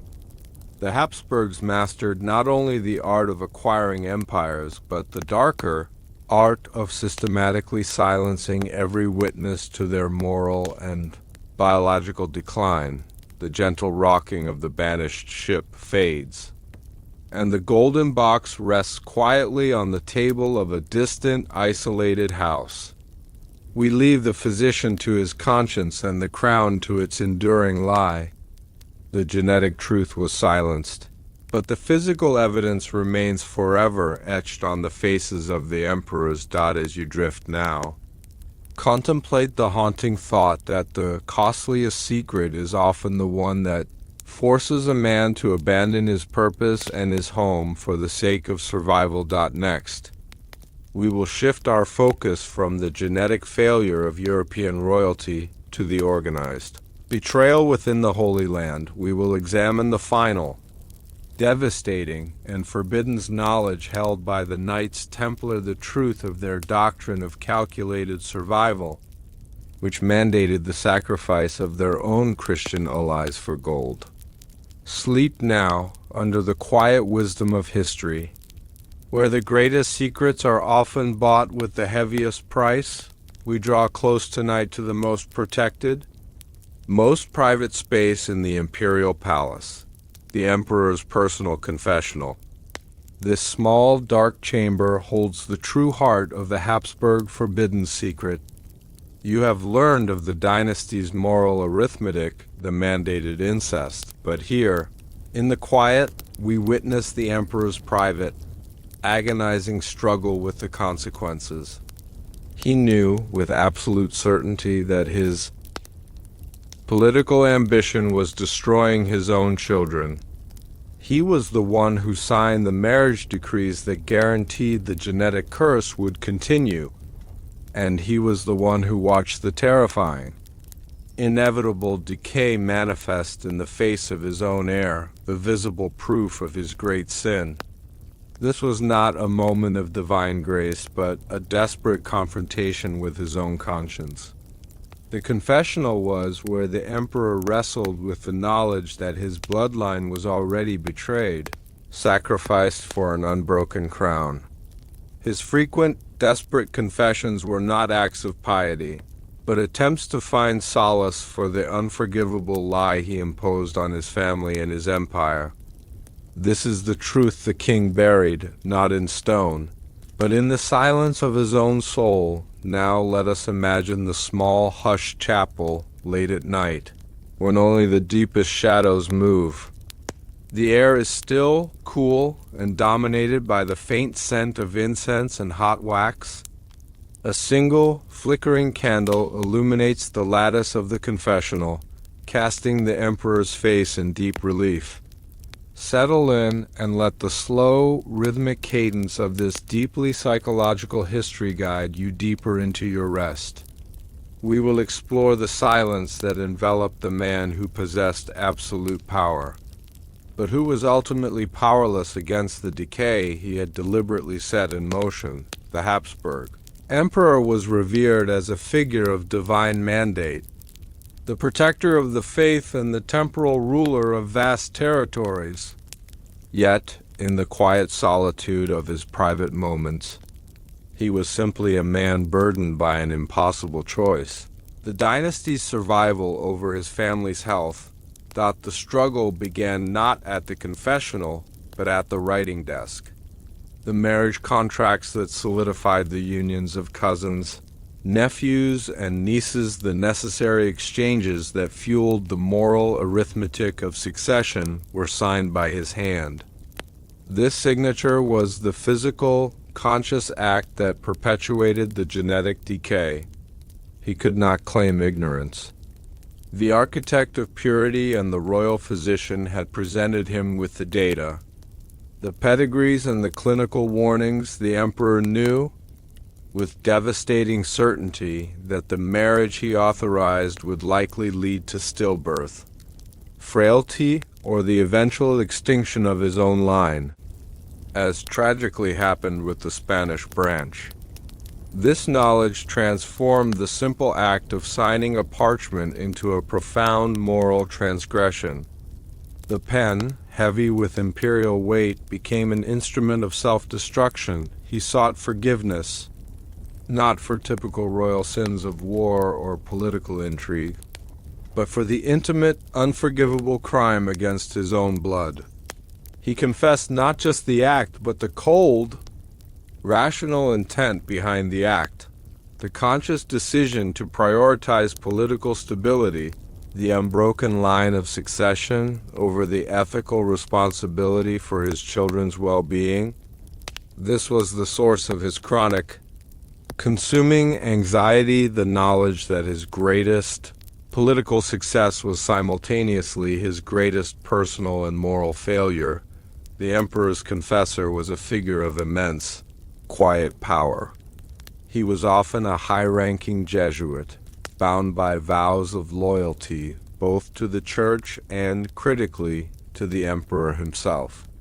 He was the only man permitted to hear the full extent of the royal anguish. The confession itself was a delicate, dangerous dance. The emperor could admit to the consequences of his policy, the sadness over a frail child, the grief over a stillbirth, but he could never explicitly detail the forbidden knowledge of the systematic, calculated nature of the incest. To admit that the policy was designed for genetic corruption, rather than merely resulting in it, would have obligated the confessor to inform the papacy, potentially leading to an excommunication or a public schism. Thus, the emperor was trapped. He could only confess to the sorrow and the regret, while simultaneously demanding that the confessor aid in securing the necessary papal dispensations for the next round of prohibited marriages. The confession became a cynical loop. The emperor sought forgiveness for the sin he was about to immediately commission again. The confessor, caught between his spiritual duty and his political survival, played a crucial role in maintaining the moral arithmetic. He provided the emperor with absolution, not because the sin ceased, but because the stability of the empire depended upon the emperor's political functioning. The candlelight in the confessional witnessed the ultimate betrayal of the spiritual ideal. The Church, through its agent, silently endorsed the genetic corruption for the sake of political order. This quiet, necessary complicity was the true, silent terror of the confessional. The emperor's struggle with the inevitable decay was highly visual. He could not escape the evidence of his crime. It was reflected back at him every morning in the polished silver plate of his dining table, and every day in the eyes of his children. The increasing visibility of the Habsburg Jaw, the severe prognathysm that became the dynasty's defining, tragic feature, was a daily, constant, terrifying reminder of his choices. He saw the progression of the decay not just in the portraits of his ancestors, carefully preserved in the palace galleries, but in the subtle elongation of his son's face, in the slight slurring of his daughter's speech. Imagine the emperor, unable to sleep, wandering the candlelit halls, posing before a portrait of his 5 times great-grandfather, noting the slight prominence of the jaw. He then looks at a newer portrait of his own son, seeing the feature magnified, intensified. This was the inevitable decay, rendered in flesh and blood, a silent, forbidden communication across centuries. The ancestors were warning him, and he was ignoring the warning. The psychological toll manifested as profound melancholy and intense religious devotion. The emperor's extreme piety, his frequent retreats, his obsessive collection of holy relics was not mere tradition. It was a desperate attempt to create a spiritual offset for the calculated biological moral decay he was actively imposing on his family. He tried to balance the scales of God, offering infinite devotion as payment for the unforgivable sin of political ambition. The candlelit confessional was his attempt to clean a wound that could only be cleansed with the cessation of the policy itself. One of the most profound and desperate forms of the emperor's private struggle was the nature of his secret prayer. While the court publicly prayed for a swift, healthy succession, the emperor's deepest, unconfessed prayers must have been tinged with a terrifying reversal, a plea for sterility. If the marriage of the cousins produced no viable heir, the political price would be immense, risking war and the dissolution of the empire. But the personal, moral price would be paid in relief. Sterility meant the line would end, but it would end cleanly, without adding another tragically compromised life to the dynasty's self-inflicted genetic tally. This prayer for failure This hidden wish against the success of his own marriage represents the ultimate contradiction of the imperial soul. He wore the crown, symbolizing absolute power, yet he was utterly powerless against the laws of his own biology. His only recourse was to pray for the cessation of the entire, terrible experiment. The private struggle was magnified by the actions of the architect of purity, who meticulously updated the forbidden's pedigrees after every birth. The emperor knew that the report from the hidden archive was more accurate than any proclamation from the public court. The architect's notes detailing the frailty of the heir, the cognitive deficiencies, or the high risk of early death were the empirical proof that his marriage was a moral failure. The emperor would look at the heir, then think of the report, and the vast, silent guilt would descend once more. The candlelit confessional could offer absolution for the individual act, but it could not absolve the emperor of the responsibility for the system of moral decay. He knew he was the custodian of the curse, and that knowledge was the true weight of the crown. The historical record confirms that even those Habsburgs who inherited the throne after the worst periods of inbreeding continued to live with this shadow of unresolved guilt. They reformed the marriage policies somewhat, seeking external brides, but the knowledge of the dynasty's past crime remained a heavy psychological inheritance. The private libraries, the hidden chapels, and the strict adherence to ritual, these were the psychological defenses erected against the legacy of the inevitable decay. They ruled with an acute awareness that their right to rule was not truly divine, but genetically compromised, bought at the cost of countless frail lives. Consider the atmosphere surrounding the death of King Charles II of Spain, the ultimate product of the forbidden's pedigrees.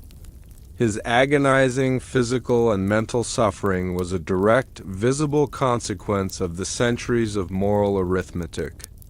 The Habsburgs watched their cousin, their flesh and blood, suffer and die, and they knew the scientific, unsentimental reason why. For the Austrian Habsburg emperor who watched this tragic end, the confessional must have been a place of genuine, shattering terror. The death of Charles II was not just the end of a line. It was a profound final sermon delivered by nature itself, condemning the policy of purity. The emperor's private struggle was no longer theoretical. It was the raw, undeniable proof that the price for their forbidden's power was indeed absolute, and paid for in the most heartbreaking currency. The most profound element of the emperor's private struggle was the solitude. This was a secret he could not share with his queen, his courtiers, or his people. He was alone on his gilded, solitary throne, governing an empire while wrestling with the deep, haunting knowledge of his family's self-inflicted betrayal. The candlelit confessional offered him a temporary, ritualistic release, but it always ended the same way. He would return to the public sphere, put on the heavy crown, and continue to enact the policies required for the survival of the very institution that was the source of his guilt. He was a prisoner of his own lineage, forced to maintain the lie that had been passed down to him, the gentle, rhythmic ticking of the palace clock, the soft sounds of the night watch, the occasional distant bell. These were the sounds that accompanied the emperor's secret, constant anxiety. His life was a silent, continuous prayer for forgiveness, offered by a man who knew he could never fully atone for the calculated systemic moral decay that preserved his empire. The light from the single, flickering candle in the confessional captured the true essence of his power. Brilliant, vast, yet deeply shadowed by an internal, unresolvable guilt. the single candle is extinguished, and the chamber of the confessional is left to the heavy shadows of the night. We leave the emperor to his necessary solitude and his unresolvable sin. The private struggle with the inevitable decay remains the truest. Most human story beneath the splendor of the empire. As you drift now, contemplate the haunting thought that the cost of preserving absolute power often requires the absolute sacrifice of one's own peace. Next, we will shift our gaze to the east, where the massive, walled power of the Ming Dynasty in China held an even darker, more systematic secret. We will uncover the terrifying truth behind the silent famine strategy, a deliberate policy of engineered starvation used by the court to control the remote provinces. Sleep now under the quiet wisdom of history, where the greatest burdens are often hidden behind the greatest thrones. Tonight, we witness the final, agonizing conclusion of the Habsburgs' forbidden secret in Spain. This is the story of a kingdom's collapse by design, the most spectacular failure of the moral arithmetic of succession.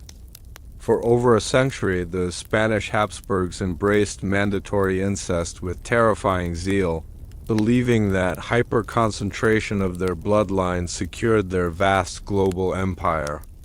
This was a lie. It was a betrayal of natural law that engineered its own inevitable doom. The final king, Charles II, was the living, breathing manifestation of this genetic curse, a fragile monarch whose physical and mental frailty was the direct, documented result of generations of inbreeding. His tragic life and childless death were not an accident, but the predicted, calculated outcome of the dynasty's own design to remain pure. The most powerful empire on earth was brought down not by foreign armies, but by the rot within its own blood. This is the truth the king buried, not in the archives, but in the agonizing decay of his own body. Now, let us turn back the pages of the years and enter the somber, echoing halls of the El Escorial, the massive palace monastery where the Spanish Habsburgs lived and died. The light here is always dim. The scent of stone and quiet incense fills the air. We are stepping into the final act of a long, calculated tragedy. Settle in and let the slow, rhythmic cadence of this deeply consequential history guide you deeper into your rest. We will explore the silence that settled over an empire as it slowly, deliberately, engineered its own end. The Spanish Habsburg branch was founded on an almost theological commitment to the concentration of power. When the original line split from the Austrian branch, the Spanish monarchs took the moral arithmetic to its chilling extreme. They viewed their bloodline as the repository of their divine right, and therefore, every attempt to dilute it with external marriages was seen as a potential weakening of their claim to the global empire. Their marriages became a relentless, self-contained loop of genetic proximity. The frequency of unions between uncles and nieces and first cousins was far higher than even the Austrian side. This intense, isolated inbreeding was the engine of their vast, silent collapse. The architect of purity in Madrid, the one who managed the hidden pedigrees for the Spanish crown, was likely consulting documents that showed generations of cousins marrying cousins. The line of succession became less like a river and more like a stagnant pool, growing ever shallower and more contained. The political gain from these tightly controlled unions was immense, securing borders and preventing any transfer of vast territories outside the Habsburg sphere. But the biological cost was exponentially higher. The quiet price was paid in the royal nurseries, high rates of stillbirths, severe physical deformities, and a prevalence of debilitating early-onset illnesses. Yet every loss was rationalized under the doctrine of necessary sacrifice. The ultimate goal, maintaining the political whole, was deemed worth any individual biological destruction. This cold, systematic prioritization of crown over flesh is the essence of the kingdom's collapse by design. The policy reached its cruel, logical conclusion with the birth of King Charles II of Spain in 1661. His arrival was supposed to be a triumph, but it was instead a chilling validation of the forbidden's genetic truth.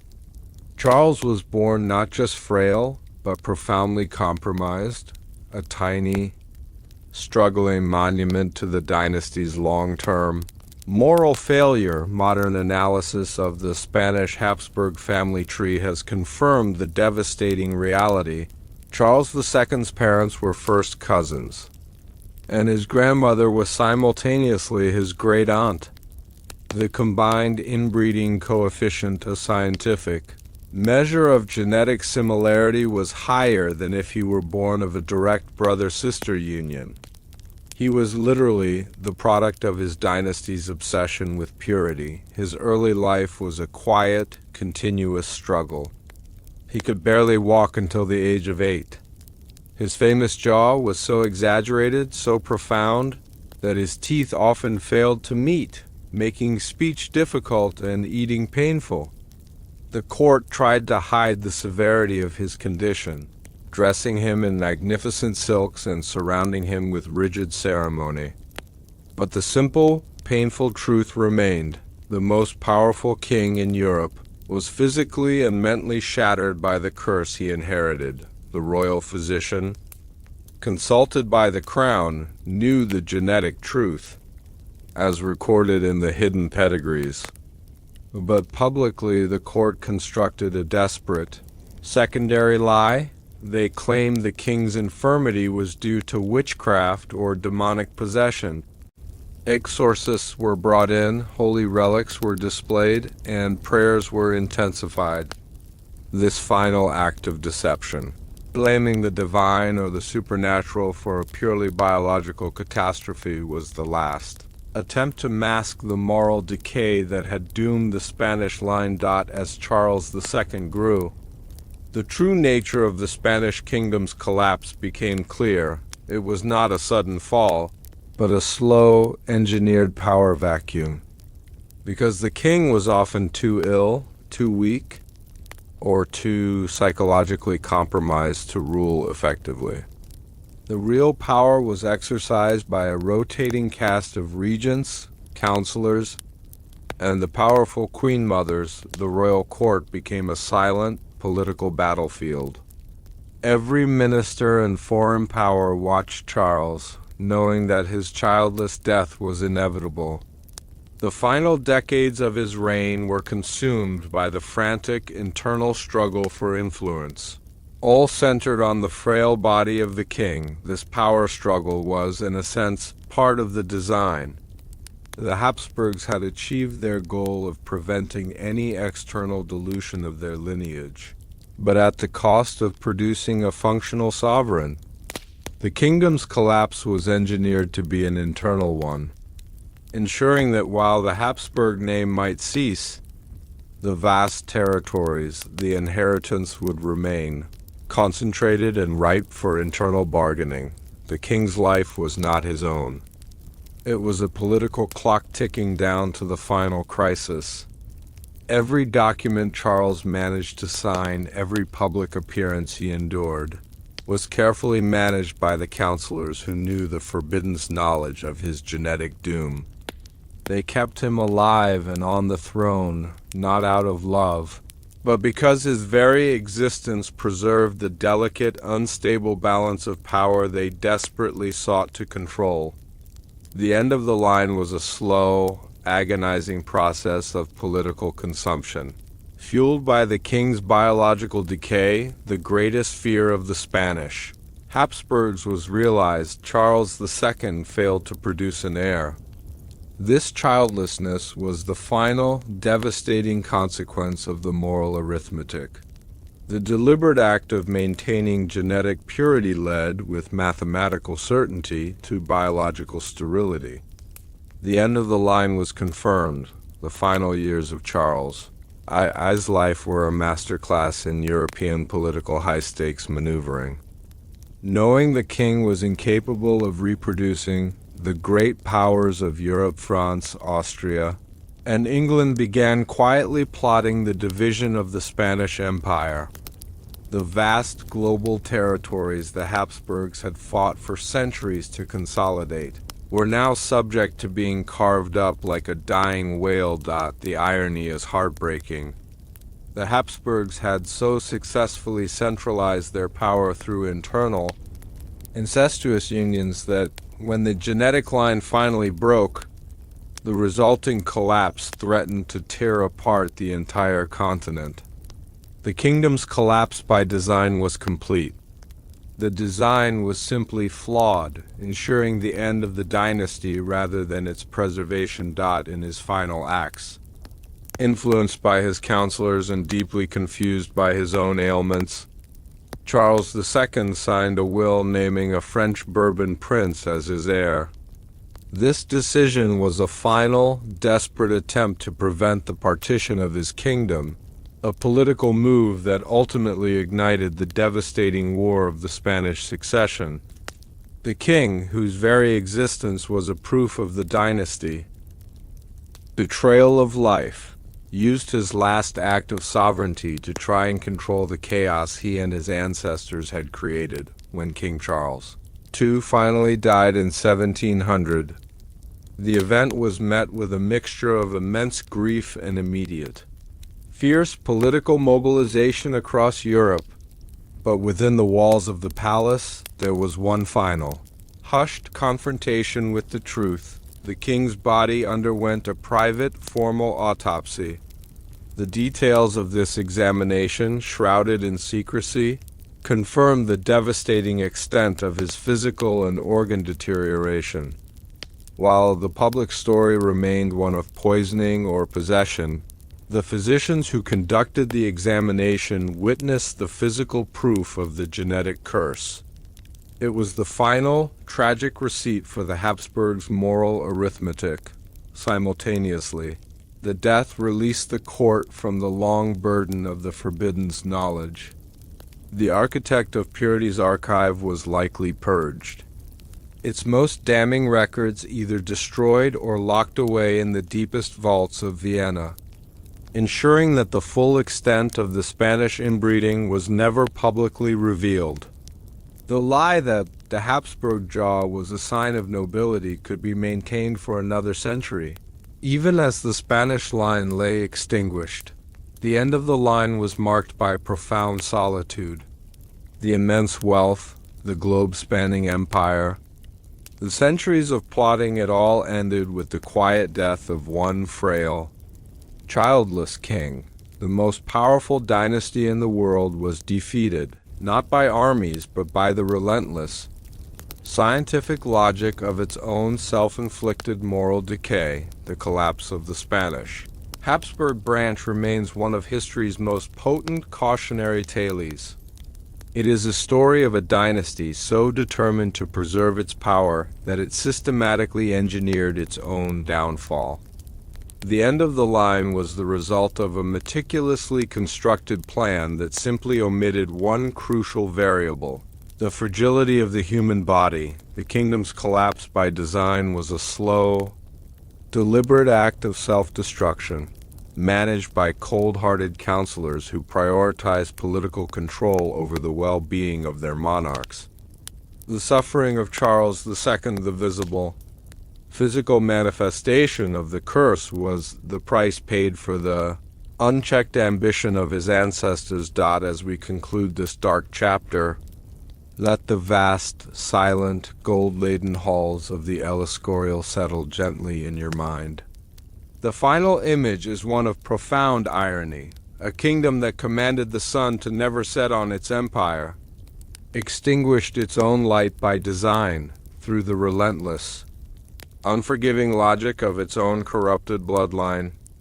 The end of the Spanish Habsburgs proves that the greatest, Failures in history are often the most perfectly planned. The last echo of the funeral bell fades from the Escorial. We leave the Spanish branch to its final, quiet rest, a testament to the price of a kingdom's collapse by design.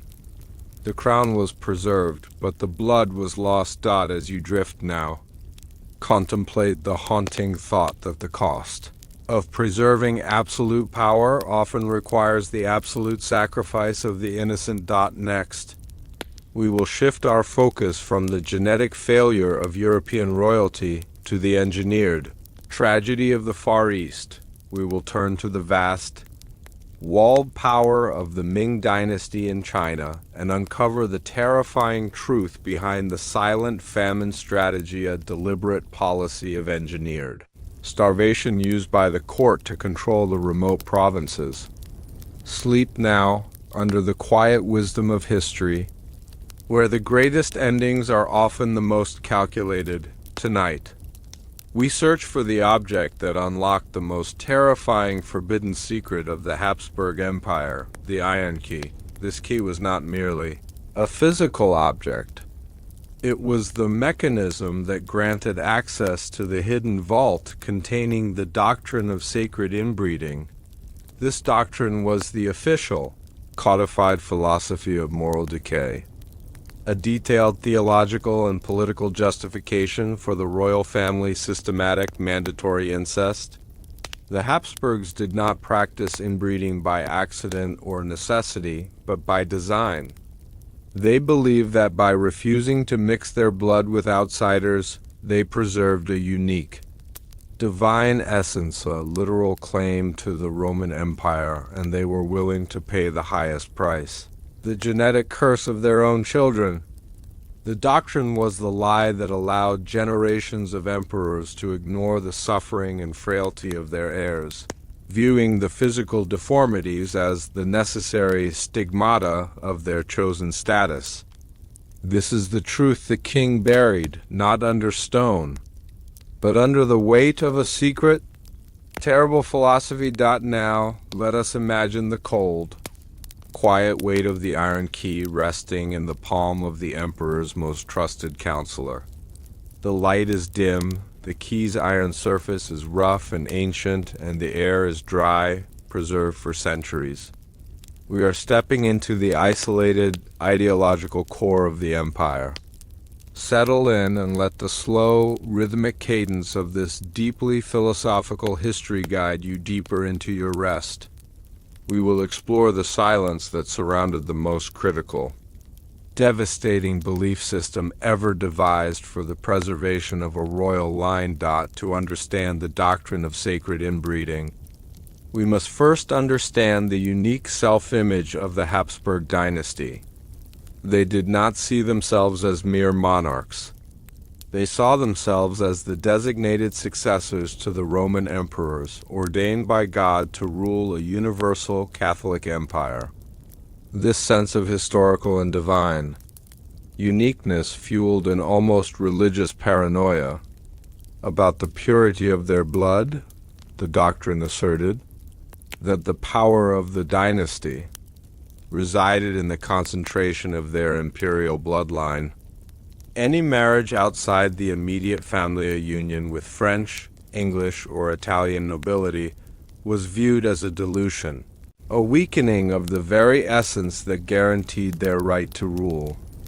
It was a philosophy of extreme, dangerous narcissism, where the family's genetic material was believed to be literally sacred and irreplaceable. The Iron Key was the symbolic tool used by the architect of purity to access the material evidence of this doctrine, the hidden pedigrees, the genealogical maps, and the written philosophical justifications that resided in the hidden vault. The decoding of this doctrine reveals a chilling commitment to political pragmatism disguised as spiritual necessity. The doctrine mandated that the political gain from an endogamous marriage always outweighed the biological risk.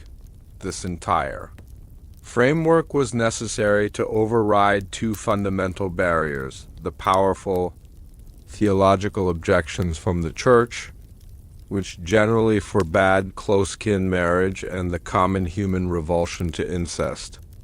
The doctrine provided the imperial conscience with a mechanism for profound, systematic self-justification, framing their moral failure as a necessary, holy duty. The hidden vault was likely not a single grand treasury, but a series of secured, unlisted chambers within the Hofburg or the Escorial. The Iron Key represented the exclusive right to access the dynasty's deepest, most sensitive records, the parchment laws of the doctrine itself. These parchment laws contained the specific, chilling instructions for future generations. They were the guiding principles for the moral arithmetic of succession, law of concentration. Never seek a bride or groom outside the Habsburg sphere if a suitable, closer cousin exists, law of the necessary risk. When choosing between a marriage with lower political yield and lower genetic risk, and one with higher political yield and higher genetic risk, always choose the latter, law of silence. All physical defects resulting from this policy must be publicly attributed to divine displeasure. Natural causes or political treachery, never to consanguinity. These laws reveal that the Habsburg emperors were not merely reacting to circumstances. They were operating under a formalized, long-term plan of self-corruption. They were actively designing their own genetic trajectory. The terrifying realization upon decoding this doctrine is that the genetic failures, the frail children, the stillbirths, the severe Habsburg Jaw, were not unintended side effects. They were the expected toll, calculated and accepted long in advance. The vault, guarded by the Iron Key, held the dynasty's written confession, the absolute proof of their moral decay. It was a space of pure, cold ideology, far removed from the emotional reality of the nurseries and the confessionals. This separation between the abstract policy and the human cost was crucial for the doctrine's survival. The true power of the Iron Key was the ability to decode the silence that permeated the court. The doctrine of sacred inbreeding provided the key to understanding the seemingly bizarre behaviors of the emperor and his advisors. Why did a powerful emperor choose to marry his own niece? The decoded doctrine reveals, not for love or immediate political alliance, but to ensure that the unique, consecrated imperial blood essence remained concentrated for the next generation's crucial political maneuver. It was a long-term genetic investment. Why did the court physicians who knew the genetic danger accept the emperor's orders? The decoded doctrine shows that their knowledge was deemed secondary to the law of concentration. The emperor was acting on a higher, secret mandate that transcended medical ethics. The physician who spoke the truth was not just contradicting the emperor, he was violating the sacred doctrine itself. The silence that surrounded the frail children, the refusal to acknowledge the true cause of their suffering, was a direct application of the law of silence. By maintaining the cover-up, the emperor protected the doctrine, which in turn protected his crown. The Iron Key didn't just unlock a vault. It unlocked the hidden meaning behind every stiff portrait, every delayed wedding, and every whispered rumor in the palace. It revealed the sheer, ruthless logic underpinning the centuries of betrayal. The most insidious aspect of the doctrine of sacred inbreeding was its quality as a self-fulfilling prophecy. By asserting that the blood was sacred, they believed the resulting afflictions were merely challenges to be overcome rather than symptoms to be cured. This belief allowed them to ignore scientific reality and continue the practice until the inevitable collapse The doctrine implicitly argued that the genetic curse, the rising frailty, was proof of the doctrine's success, not its failure. Only the strongest, most consecrated blood could produce such unique physical manifestations. The increasing prominence of the Habsburg Jaw, for instance, was reframed from a deformity into a visible, unique sign of God's chosen family, the stigmata of the Roman Empire. This ideological distortion allowed the emperors, in the silence of their own minds, to feel a sense of tragic heroism, believing they were personally sacrificing the health of their lineage for the glory and eternal preservation of the Catholic Empire. The candlelit confessional was where the emperor would seek absolution for the personal grief, but he never sought absolution for the doctrine itself, because he truly believed the doctrine was a necessary, even holy, act. The Iron Key thus guarded a philosophy that was both morally corrupt and politically genius. It ensured that even when the kingdom was literally failing, as it did in the Spanish branch with Charles II, the internal justification remained sound. The end of the line was not a failure of the doctrine, but its final, tragic fulfillment, proving that the purity had been concentrated to the point of extinction. The individual entrusted with the Iron Key, the architect of purity, or the emperor, himself carried the heaviest burden of all.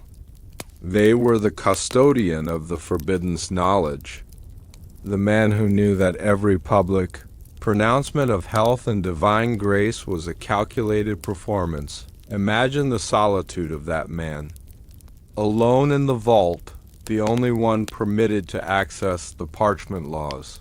He held the power of knowledge, the power to expose the entire lie, yet his duty was to protect it. The Iron Key was heavy, cold, and a constant reminder of the depth of the dynasty's moral decay and the terrifying responsibility of protecting that decay. The doctrine of sacred inbreeding, once decoded, provides the final piece of the Habsburg puzzle, the reason for the meticulous record-keeping. They didn't just want to know what was happening.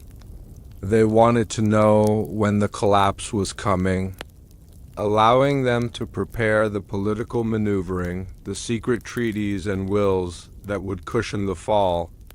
As they attempted to do after the death of Charles II, the Iron Key granted them not just historical data, but a timeline of their own biological destruction. They governed with a literal doomsday clock, wound by their own hands and tracked by their own secret scholars. The silence of the vault was the silence of men who had achieved perfect foresight of their own inevitable doom. Even after the catastrophic end of the Spanish branch, the influence of the doctrine lingered. The Austrian Habsburgs learned to relax the most dangerous unions. Yet the underlying philosophy of chosen blood persisted. The lesson learned was not one of morality, but one of management, how to sustain the illusion of sacred purity without inviting catastrophic genetic collapse. The legacy of the Iron Key is the knowledge that the greatest empires often fall, prey to the perfection of their own internal logic. The Habsburgs were destroyed by the very philosophy they designed for their salvation. They sought the purity of a self-contained circle and instead found the suffocating, predictable failure of the closed loop. The decoding of the doctrine of sacred inbreeding allows us to finally understand the true nature of their betrayal. It was not a political blunder, but a sophisticated, sustained act of self-corruption. Enshrined in law and guarded by an iron key, the silence of the night brings U.S. face-to-face with the chilling conclusion that absolute power, when unchecked by moral conscience, will inevitably engineer its own absolute destruction. The echo of the heavy iron key turning in the lock fades into the quiet. We leave the doctrine of sacred inbreeding to its final rest, a chilling testament to the power of a disastrous idea. The empire dissolved, but the philosophy behind the moral decay remains a haunting whisper in history. As you drift now, contemplate the simple, quiet wisdom that the path to true power is never paved with the corruption of one's own blood.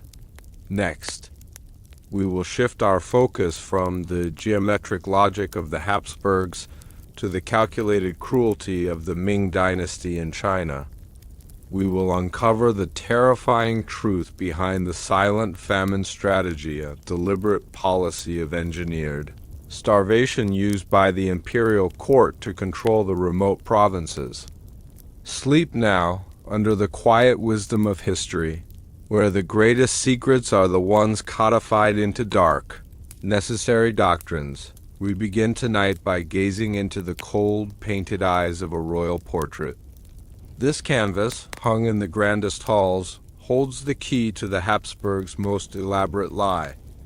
The public was told that the distinct, heavy jaw and the pronounced lip, the famed Habsburg Jaw, was a sign of unique, divine heritage, the mark of a holy bloodline. This was a catastrophic deception. It was, in truth, the visible, undeniable proof of a centuries-long genetic curse, the consequence of the dynasty's forbidden policy of mandated incest. The royal portrait was a coded document. The artists were compelled to paint the truth, the structural deformity, the too much bone, but simultaneously commanded to disguise it as regal beauty. The canvas became the central battleground for the dynasty's moral decay, showcasing the precise moment where political necessity warped aesthetic reality. The portrait was the public face of a private, agonizing betrayal. This is the truth the king buried. Not beneath the castle, but right on the wall. Disguised in velvet and gold. Now, let us imagine the cool, quiet light of the imperial gallery, where history is frozen in oil and canvas. The air is still, thick with the scent of varnish and old prestige. We are stepping into the isolated, artistic world of the court painter, a man whose hands held the power to betray or preserve the royal secret. Settle in and let the slow, rhythmic cadence of this deeply visual history guide you deeper into your rest. We will explore the silence that surrounds, the ultimate public document of the Habsburgs' private corruption. The royal portrait, the court painter held one of the most dangerous and delicate positions in the Habsburg world. He was the visual chronicler of the dynasty, tasked with creating an enduring image of sovereignty and divine right. However, due to the extensive inbreeding detailed in the doctrine of sacred inbreeding, the subjects who sat before him were often frail, afflicted, and bore the visible marks of severe prognathism. The painter's commission was impossible. He had to capture the likeness accurately enough to be recognized by family and history. Yet he had to subtly apply a layer of political and theological flattery. He was required to paint truth while serving a profound lie. The portrait that showed too much bone was the one where the artist, perhaps overwhelmed by the physical reality of the subject, allowed the genetic decay to show through the veneer of royalty. These portraits, when compared to the sanitized versions, serve as the most crucial evidence that the physical deformity was not an elegant family trait, but a severe genetic affliction, a sign of the inevitable decay. The painter was a silent witness, much like the royal physician, but his testimony was public. His art was a conversation conducted in code. The rich velvet, the heavy ermine, the glittering jewels all were deployed to draw the eye away from the lower half of the face. to distract the viewer from the prominent bone structure that spoke of forbidden blood. Yet the necessity of accurate representation meant the essential structural truth remained, coded in shadow and perspective. The canvas became the ultimate paradox, the most public display of the most private shame. The artistic deception was not accidental.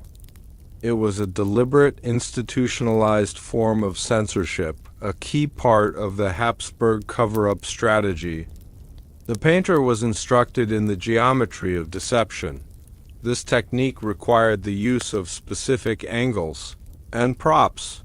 Subjects were often painted from a slightly elevated view, forcing them to tilt their heads up, which naturally softened the severity of the lower jawline. They were positioned stiffly, ensuring the heavy lace ruff or the wide Spanish collar would frame the face, making the neck and chin area less prominent. The most crucial element was the use of shadow and light. The painter was required to cast a soft shadow beneath the chin and lower lip, which optically receded the structure, making the severe bone growth less noticeable. Conversely, the eyes and forehead were illuminated with stark, holy light, emphasizing the spiritual authority and intelligence of the sovereign, redirecting the viewer's focus away from the mouth, which carried the genetic truth dot in the hidden records of the architect of purity. The portrait served a specific purpose. It was the public counter-narrative to the private, devastating reality recorded in the hidden pedigrees. The public saw a holy sovereign. The architect saw a genetically high-risk variable whose image was being carefully managed to prevent a crisis of confidence in the moral arithmetic of succession. The cost of this lie was immense, not only in the thousands of hours spent on visual deception, but in the psychological toll on the artist, who knew his celebrated masterpiece was built on a calculated biological betrayal. The portraits of the archduchesses and archdukes in childhood are the most heartbreaking part of this artistic lie. Unlike the mature monarchs whose features were fixed, the children's portraits captured the early stages of the inevitable decay. The painter, working in the royal nursery, witnessed the young subject's struggles with the burgeoning affliction. He would see the difficulty in closing the mouth, the premature growth of the lower lip, the visible consequence of the centuries of inbreeding. His challenge here was not to hide a settled deformity, but to camouflage a developing one, to paint the hope that the condition would not worsen. Even though the forbidden knowledge of the architect's ledgers dictated that it certainly would, a specific type of children's portrait was favored. The subject often held a small object, a bird, a dog, a jeweled rattle distracting the eye with innocence and wealth. The child's mouth was often portrayed slightly ajar, which was then falsely interpreted as childish curiosity rather than the painful, physical difficulty of closing the jaw due to prognathism. The portrait that showed too much bone in this context was a quiet alarm signal. When an artist, despite all the techniques of concealment, still produced a portrait where the genetic affliction was startlingly visible, that painting became a point of private anxiety for the emperor. It meant the genetic decay was progressing too quickly, too profoundly, to be managed by mere artistic deception. Such a portrait might be relegated to a less visible gallery or even quietly removed, becoming another piece of evidence in the dynasty's continuous, massive cover-up. The most profound confrontation with the public lie occurred not in the gallery, but in the private chambers of the emperor himself. The portrait was the public image, but the mirror was the private.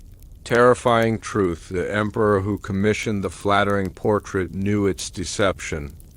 He had stood for hours under the painter's light, subtly attempting to hold his jaw in a more flattering position, striving to control the physical lie for the sake of the holy bloodline narrative. He possessed the forbidden knowledge of the doctrine of sacred inbreeding, and he knew his physical appearance was the living proof of his family's great sin. This created a schism between the ruler and the man. In public, he wore the crown and the confident gaze of divine right. In private, he would gaze into the mirror and see the full, unvarnished consequence of the moral arithmetic, the heavy, jutting jaw, the watery eyes, the signs of inherited frailty. The mirror reflected the truth that the portrait denied. The candlelit confessional became the only place where the emperor could speak of this duality. His confession was not just about the political crime of the inbreeding itself, but the immense spiritual burden of maintaining the public lie. He confessed to the vanity of the portrait, the deception of the light, and the unbearable psychological weight of presenting a genetically damaged body as a symbol of God's perfect favor. This constant psychological warfare against his own reflection was the true, quiet price of the crown, the final, devastating chapter in this history of artistic deception is the portraiture of King Charles II of Spain. As the ultimate product of the kingdom's collapse by design, his genetic affliction was so profound that even the most skilled court painters struggled to maintain the lie of the holy bloodline. The portraits of Charles II, particularly those painted near the end of his life, stand as haunting evidence of the failure of the deception. The bone structure is undeniable, the large, loose mouth is tragically visible, and the overall impression is one of vulnerability rather than power. These are the portraits that truly showed too much bone, where the scientific truth overwhelmed the artistic technique. The political significance of these final portraits was immense. They could no longer serve as symbols of pure, unquestioned authority. Instead, they became quiet, painted declarations of the dynasty's final decay and the end of the Spanish line. Foreign ambassadors, fully aware of the forbidden knowledge shared by the European courts, would study these portraits as political documents, reading the weakness in the features as proof of the kingdom's impending collapse. The portrait, initially intended as an instrument of control, became an instrument of exposure. It was the visual consequence of the betrayal that the physician who was given a golden box had been paid to silence. The lie, so carefully constructed with gold and shadow, had finally broken down under the relentless, unforgiving reality of genetics. The ultimate decoding of the portrait that showed too much bone happened centuries later, through the quiet, objective lens of science. Modern geneticists, historians, and art analysts studied the portraits, comparing the visible bone structure to the clinical data derived from genealogical records. This scientific examination confirmed the haunting truth. The deformities were not aesthetic variations, but clear, measurable symptoms of the relentless inbreeding. The royal portrait, the ultimate public propaganda piece, was finally stripped of its political narrative.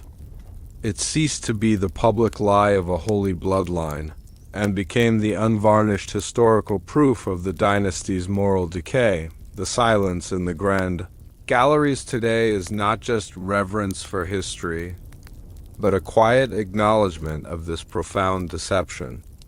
Every flickering candle, every shaft of light that falls upon the heavy jaw of the Habsburg sovereign illuminates the cold, terrible calculation that underpinned their centuries of power. They traded the health of their own children for an unbroken line, and they then commanded their artists to paint the betrayal as beauty. The single flickering candle casts its last shadow across the canvas, and the image of the Holy Roman Emperor fades into the night. We leave the gallery, carrying the knowledge that the most compelling lie is often the one we hang on the wall and choose to believe. The portrait that showed too much bone remains the definitive document of a dynasty undone by its own conceit. As you drift now, contemplate the haunting thought that the cost of preserving absolute power often requires the absolute sacrifice of one's own truth. Next, we will shift our gaze to the east, where the massive, walled power of the Ming Dynasty in China held an even darker, more systematic secret. We will uncover the terrifying truth behind the silent famine strategy, a deliberate policy of engineered starvation used by the imperial court to control the remote provinces. Sleep now, under the quiet wisdom of history, where the greatest secrets are always visible. If only we know how to read the code, tonight we uncover the most tragic, most hidden sacrifice of the Habsburg Empire, the lives of the royal children, who never lived. This is the core of the dynasty's forbidden secret, and the most devastating proof of their moral decay. The Habsburgs were willing to pay any price to maintain the weight of an unquestioned claim to their vast empire. And that price was the systematic, generational sacrifice of their own progeny. The enforced, ritualistic incest of the royal line led to an astronomical rate of stillbirths, miscarriages, and infant death losses that were not viewed as tragedy, but as necessary, expected operational costs in the dynasty's moral arithmetic of succession. These lost children were the genetic casualties of a political system that demanded purity at all costs, leading to an undeniable curse. Their brief existence, meticulously documented and then quietly buried in the hidden ledgers, proves the emperor knowingly traded innocent life for an unbroken crown. This is the truth the king buried, not in grand tombs, but in tiny, unmarked failures. Now, let us turn back the pages of the years and enter the quiet, cold shadows of the royal lying in chambers. The air is still, heavy with the scent of unfulfilled hope and medicinal herbs. We are stepping into the most fragile, most sorrowful space in the imperial household. Settle in and let the slow, rhythmic cadence of this deeply emotional history guide you deeper into your rest. We will explore the silence that settled over an empire every time a royal nursery was prepared, only to be closed again, empty. Every marriage contracted by the Habsburgs was fundamentally a political document, designed to consolidate titles and territories.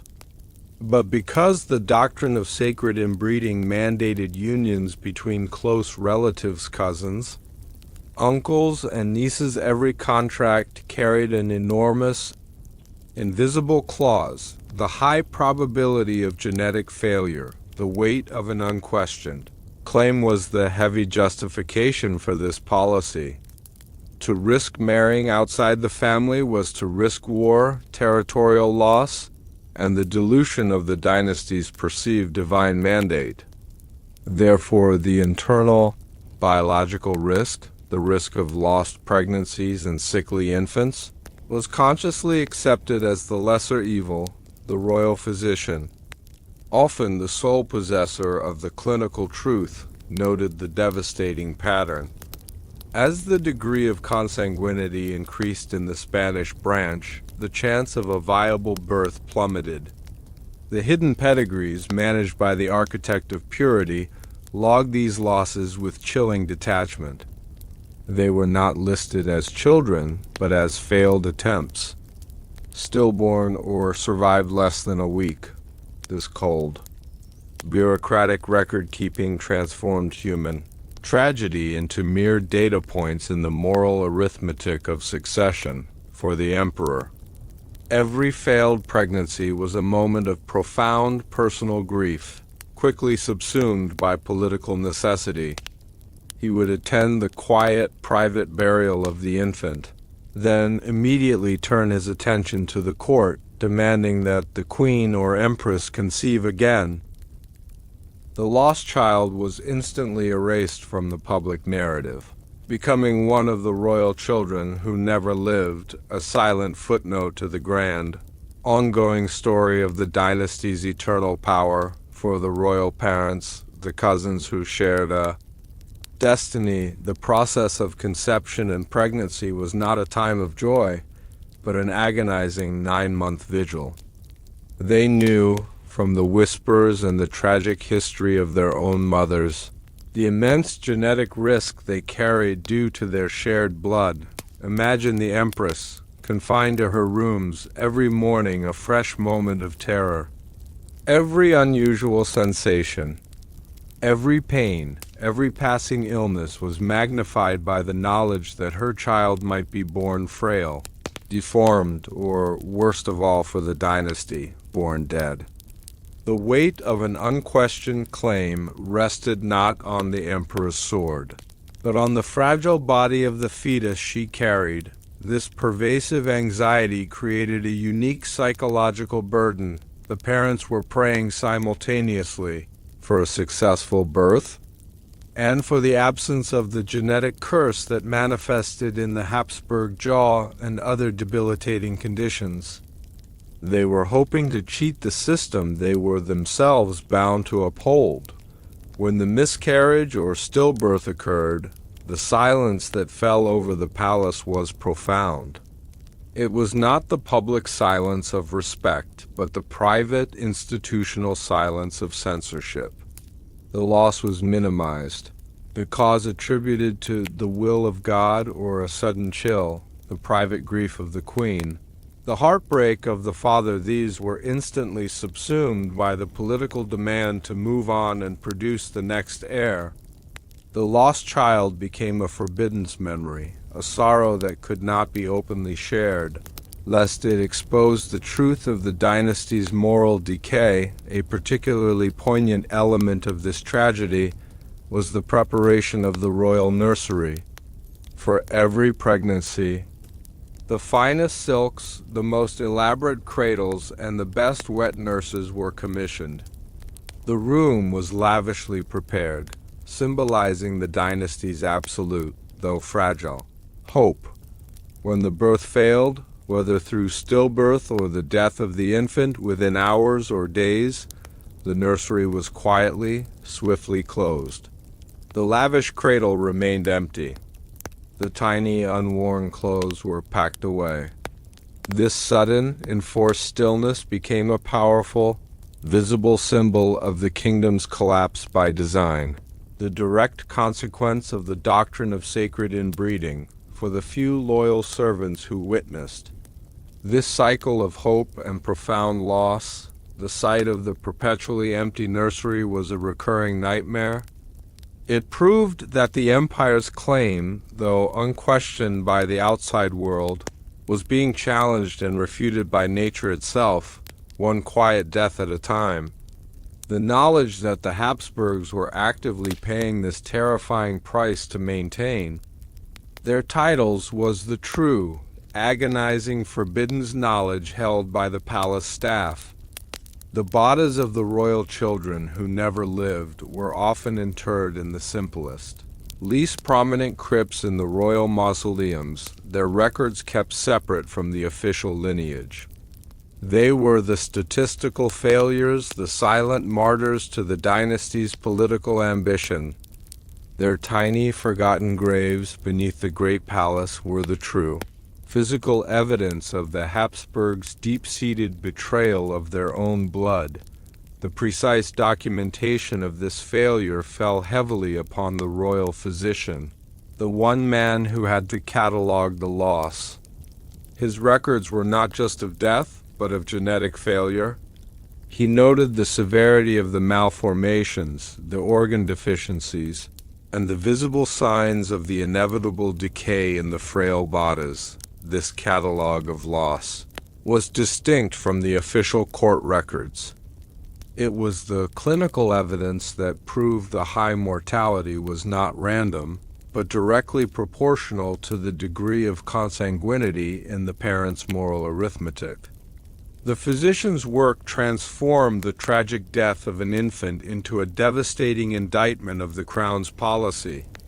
This is why the emperor was so obsessed with silencing the scientific community, culminating in transactions like the physician who was given a golden box and a ship ticket.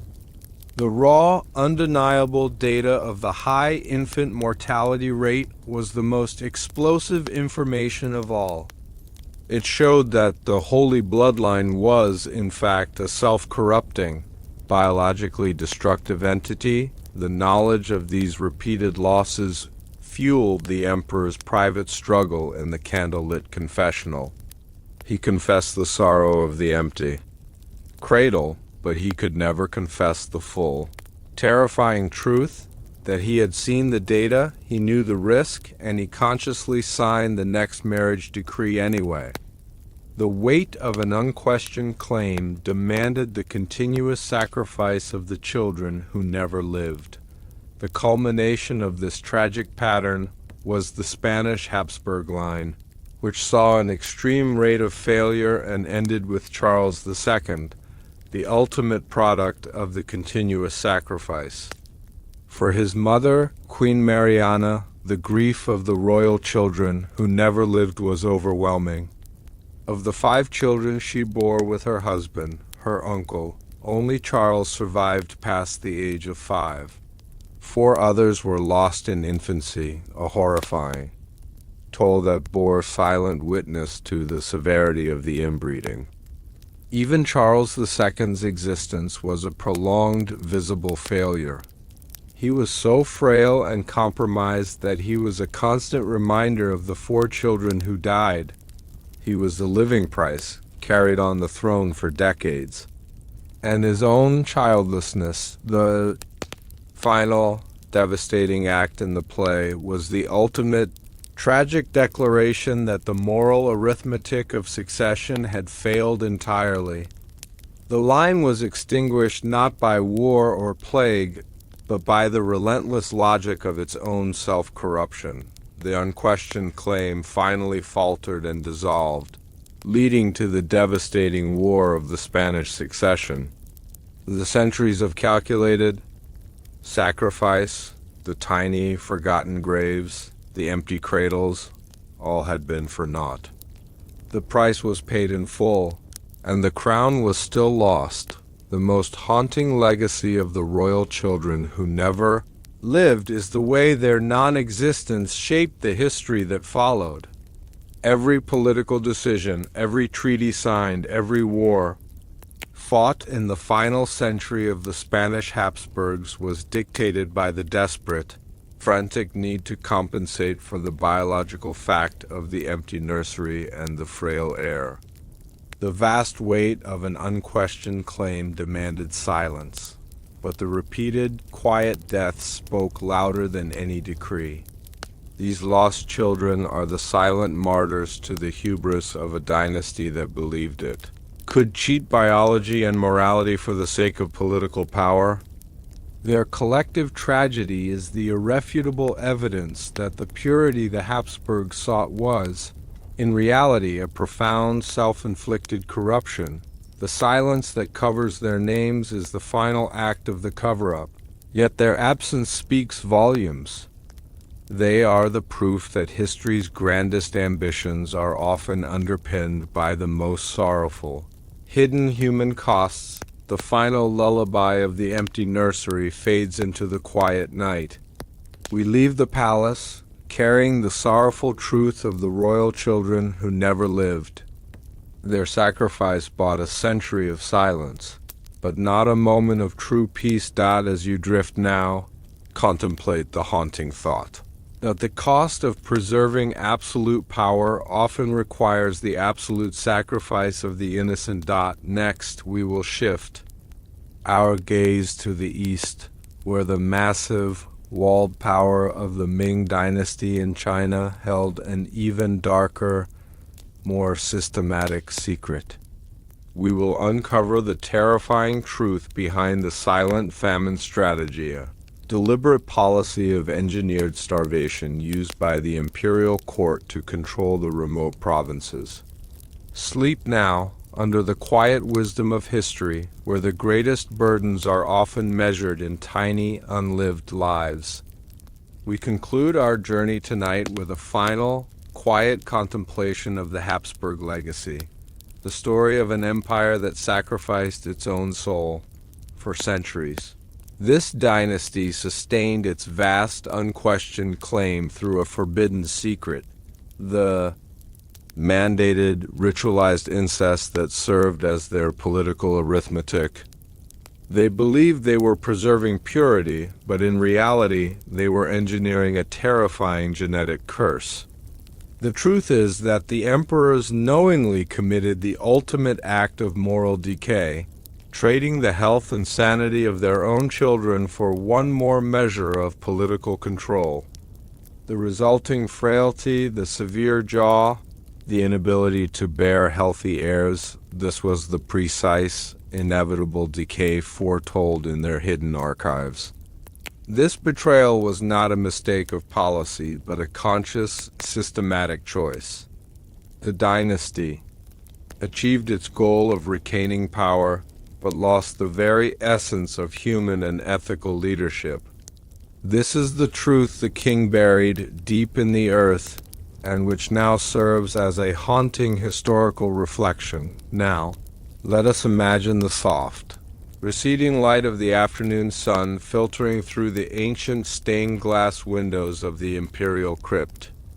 The air is cool, still, and smells faintly of stone and timeless rest.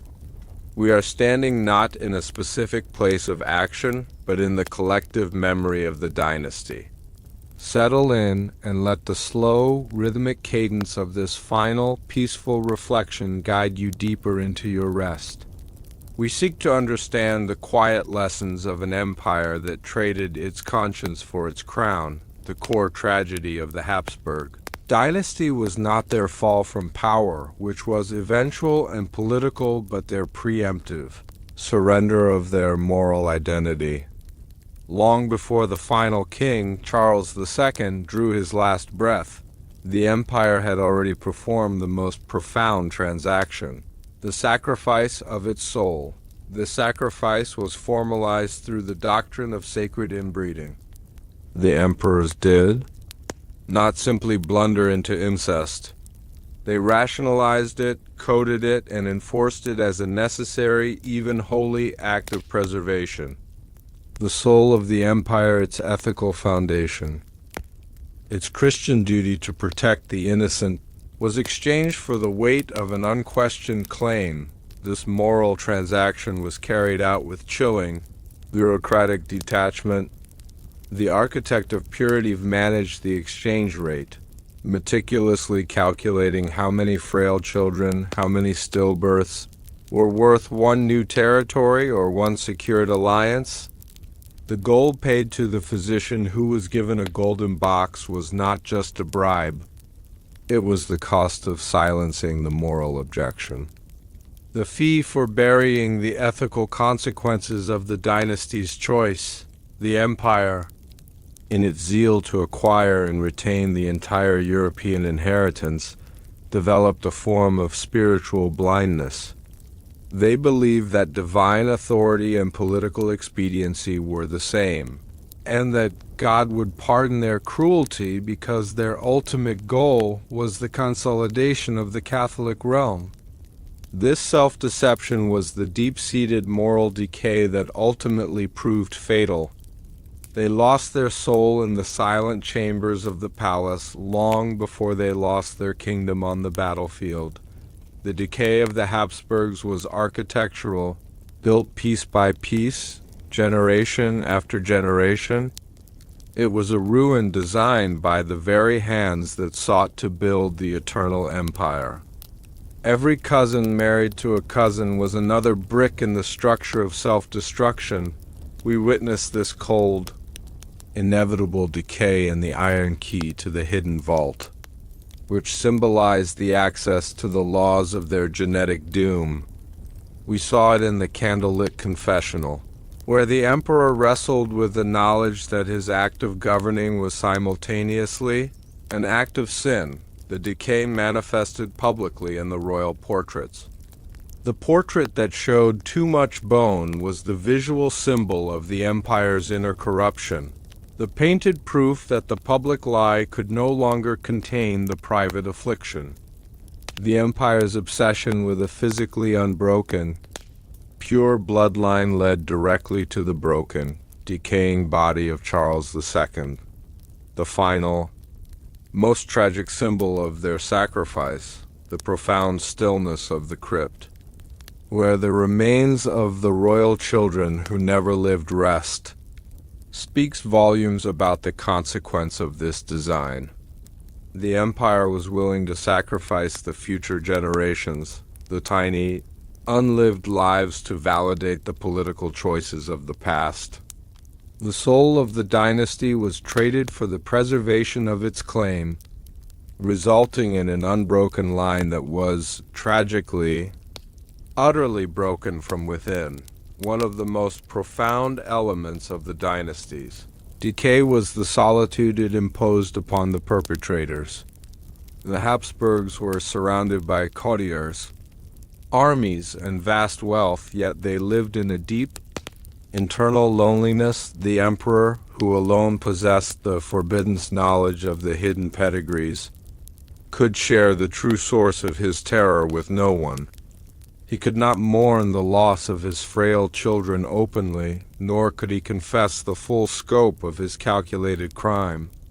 This loneliness, this constant need to uphold the spectacular life created a psychological environment ripe for spiritual decay. The cousins who shared a nursery and a destiny grew up, knowing their relationship was a political tool, severing the natural bonds of family affection and replacing them with the cold logic of dynastic duty. This lack of genuine connection, this constant awareness of being instruments of the state, was the internal landscape of the decaying empire. The tragedy is that the Habsburgs were so successful in walling off their political world from external threats that they eventually walled themselves off from fundamental human morality. They became a self-contained unit, perfect in its political ambition, but perfect in its moral corruption as well. The internal silence of the palace became the echo of the lost soul. The Habsburg story provides a stark, calm reflection on the absolute price of pursuing purity in any form, be it blood, ideology, or power. The doctrine of sacred inbreeding was an ideological framework that demanded the removal of all external variables. They believed that by eliminating outside influence, they could achieve a perfect, stable, perpetual kingdom. The unexpected consequence was that by making their bloodline pure, they merely amplified its flaws. The recessive genes, the minor vulnerabilities that could have been corrected or diluted by external marriages, were concentrated and intensified, leading to the severe, inevitable decay that ultimately undid the Spanish branch. This historical lesson transcends genetics. It is a quiet warning about the danger of any system, political, economic, or personal, that closes itself off entirely from outside influence. The Habsburgs demonstrated that the pursuit of absolute purity leads not to strength, but to brittle fragility, collapse, and inevitably the total loss of the ethical core. The empire sacrificed its own soul by believing that its internal structure was more important than the basic health and morality of its components. The final, desolate years of Charles II, detailed in the Spanish branch and the end of the line, stand as the empire's ultimate monument to this truth. His agony was the visible, physical proof that the pursuit of an unquestioned claim had led to an unquestionable biological catastrophe. The final reflection on this dynasty is that the truth though fiercely buried, always emerges. Today, we can calmly assess the Habsburg failure precisely because the scientific records, the very truth the emperor paid to silence, have validated the pattern. The genetic decay is no longer a political rumor. It is a clinical fact. The Habsburg story serves as a profound historical anchor, reminding us that no amount of gold, power, or religious justification can permanently mask a systemic moral decay. The weight of an unquestioned claim was ultimately lighter than the weight of simple human biology. The slow, hypnotic cadence of this history is designed not to instill fear, but to offer a tranquil understanding of consequence. There is a quiet, powerful comfort in knowing that the laws of nature and morality eventually balance the scales, even against the absolute power of emperors. The ultimate price paid by the Habsburgs was the loss of their good name, the legacy of being remembered not for their grand triumphs, but for their agonizing, self-inflicted genetic curse. As we reach the quiet conclusion of the Habsburg saga, we reflect on the manner of its end. The empire dissolved slowly, softly, its Spanish branch ending not with a roar of battle, but with the frail sigh of a childless king. This soft dissolution is the final, poetic outcome of the moral arithmetic. An empire built on cold calculation and genetic sacrifice eventually succumbs to the cold, undeniable logic of sterility. There is a deep, quiet resonance in this final image. The most spectacular, wealthy, and proud dynasty of Europe simply faded away, consumed by the very purity it sought to protect. The empire sacrificed its own soul, and the world was left to quietly pick up the pieces, wondering at the sheer audacity of their long, tragic lie. The silence that now rests over the great palaces of Vienna and Madrid is the silence of finality, the deep, abiding quiet that follows a centuries-long fever. Dream of ambition and betrayal, the light of the final reflection fades entirely, and the story of the great Holy Roman Empire draws to a close. We leave the memory of the emperors to their quiet rest. Understanding the cost of a calm reflection on a dynasty's decay. As you drift now, contemplate the haunting thought that the cost of preserving absolute power often requires the absolute sacrifice of one's own soul. Next, we will shift our gaze completely, turning to the east, where the massive, world power of the Ming Dynasty in China held an even darker, more systematic secret. We will uncover the terrifying truth behind the silent famine strategy, a deliberate policy of engineered starvation used by the imperial court to control the remote provinces. Sleep now under the quiet wisdom of history, where the greatest lessons are learned in the silence of the aftermath.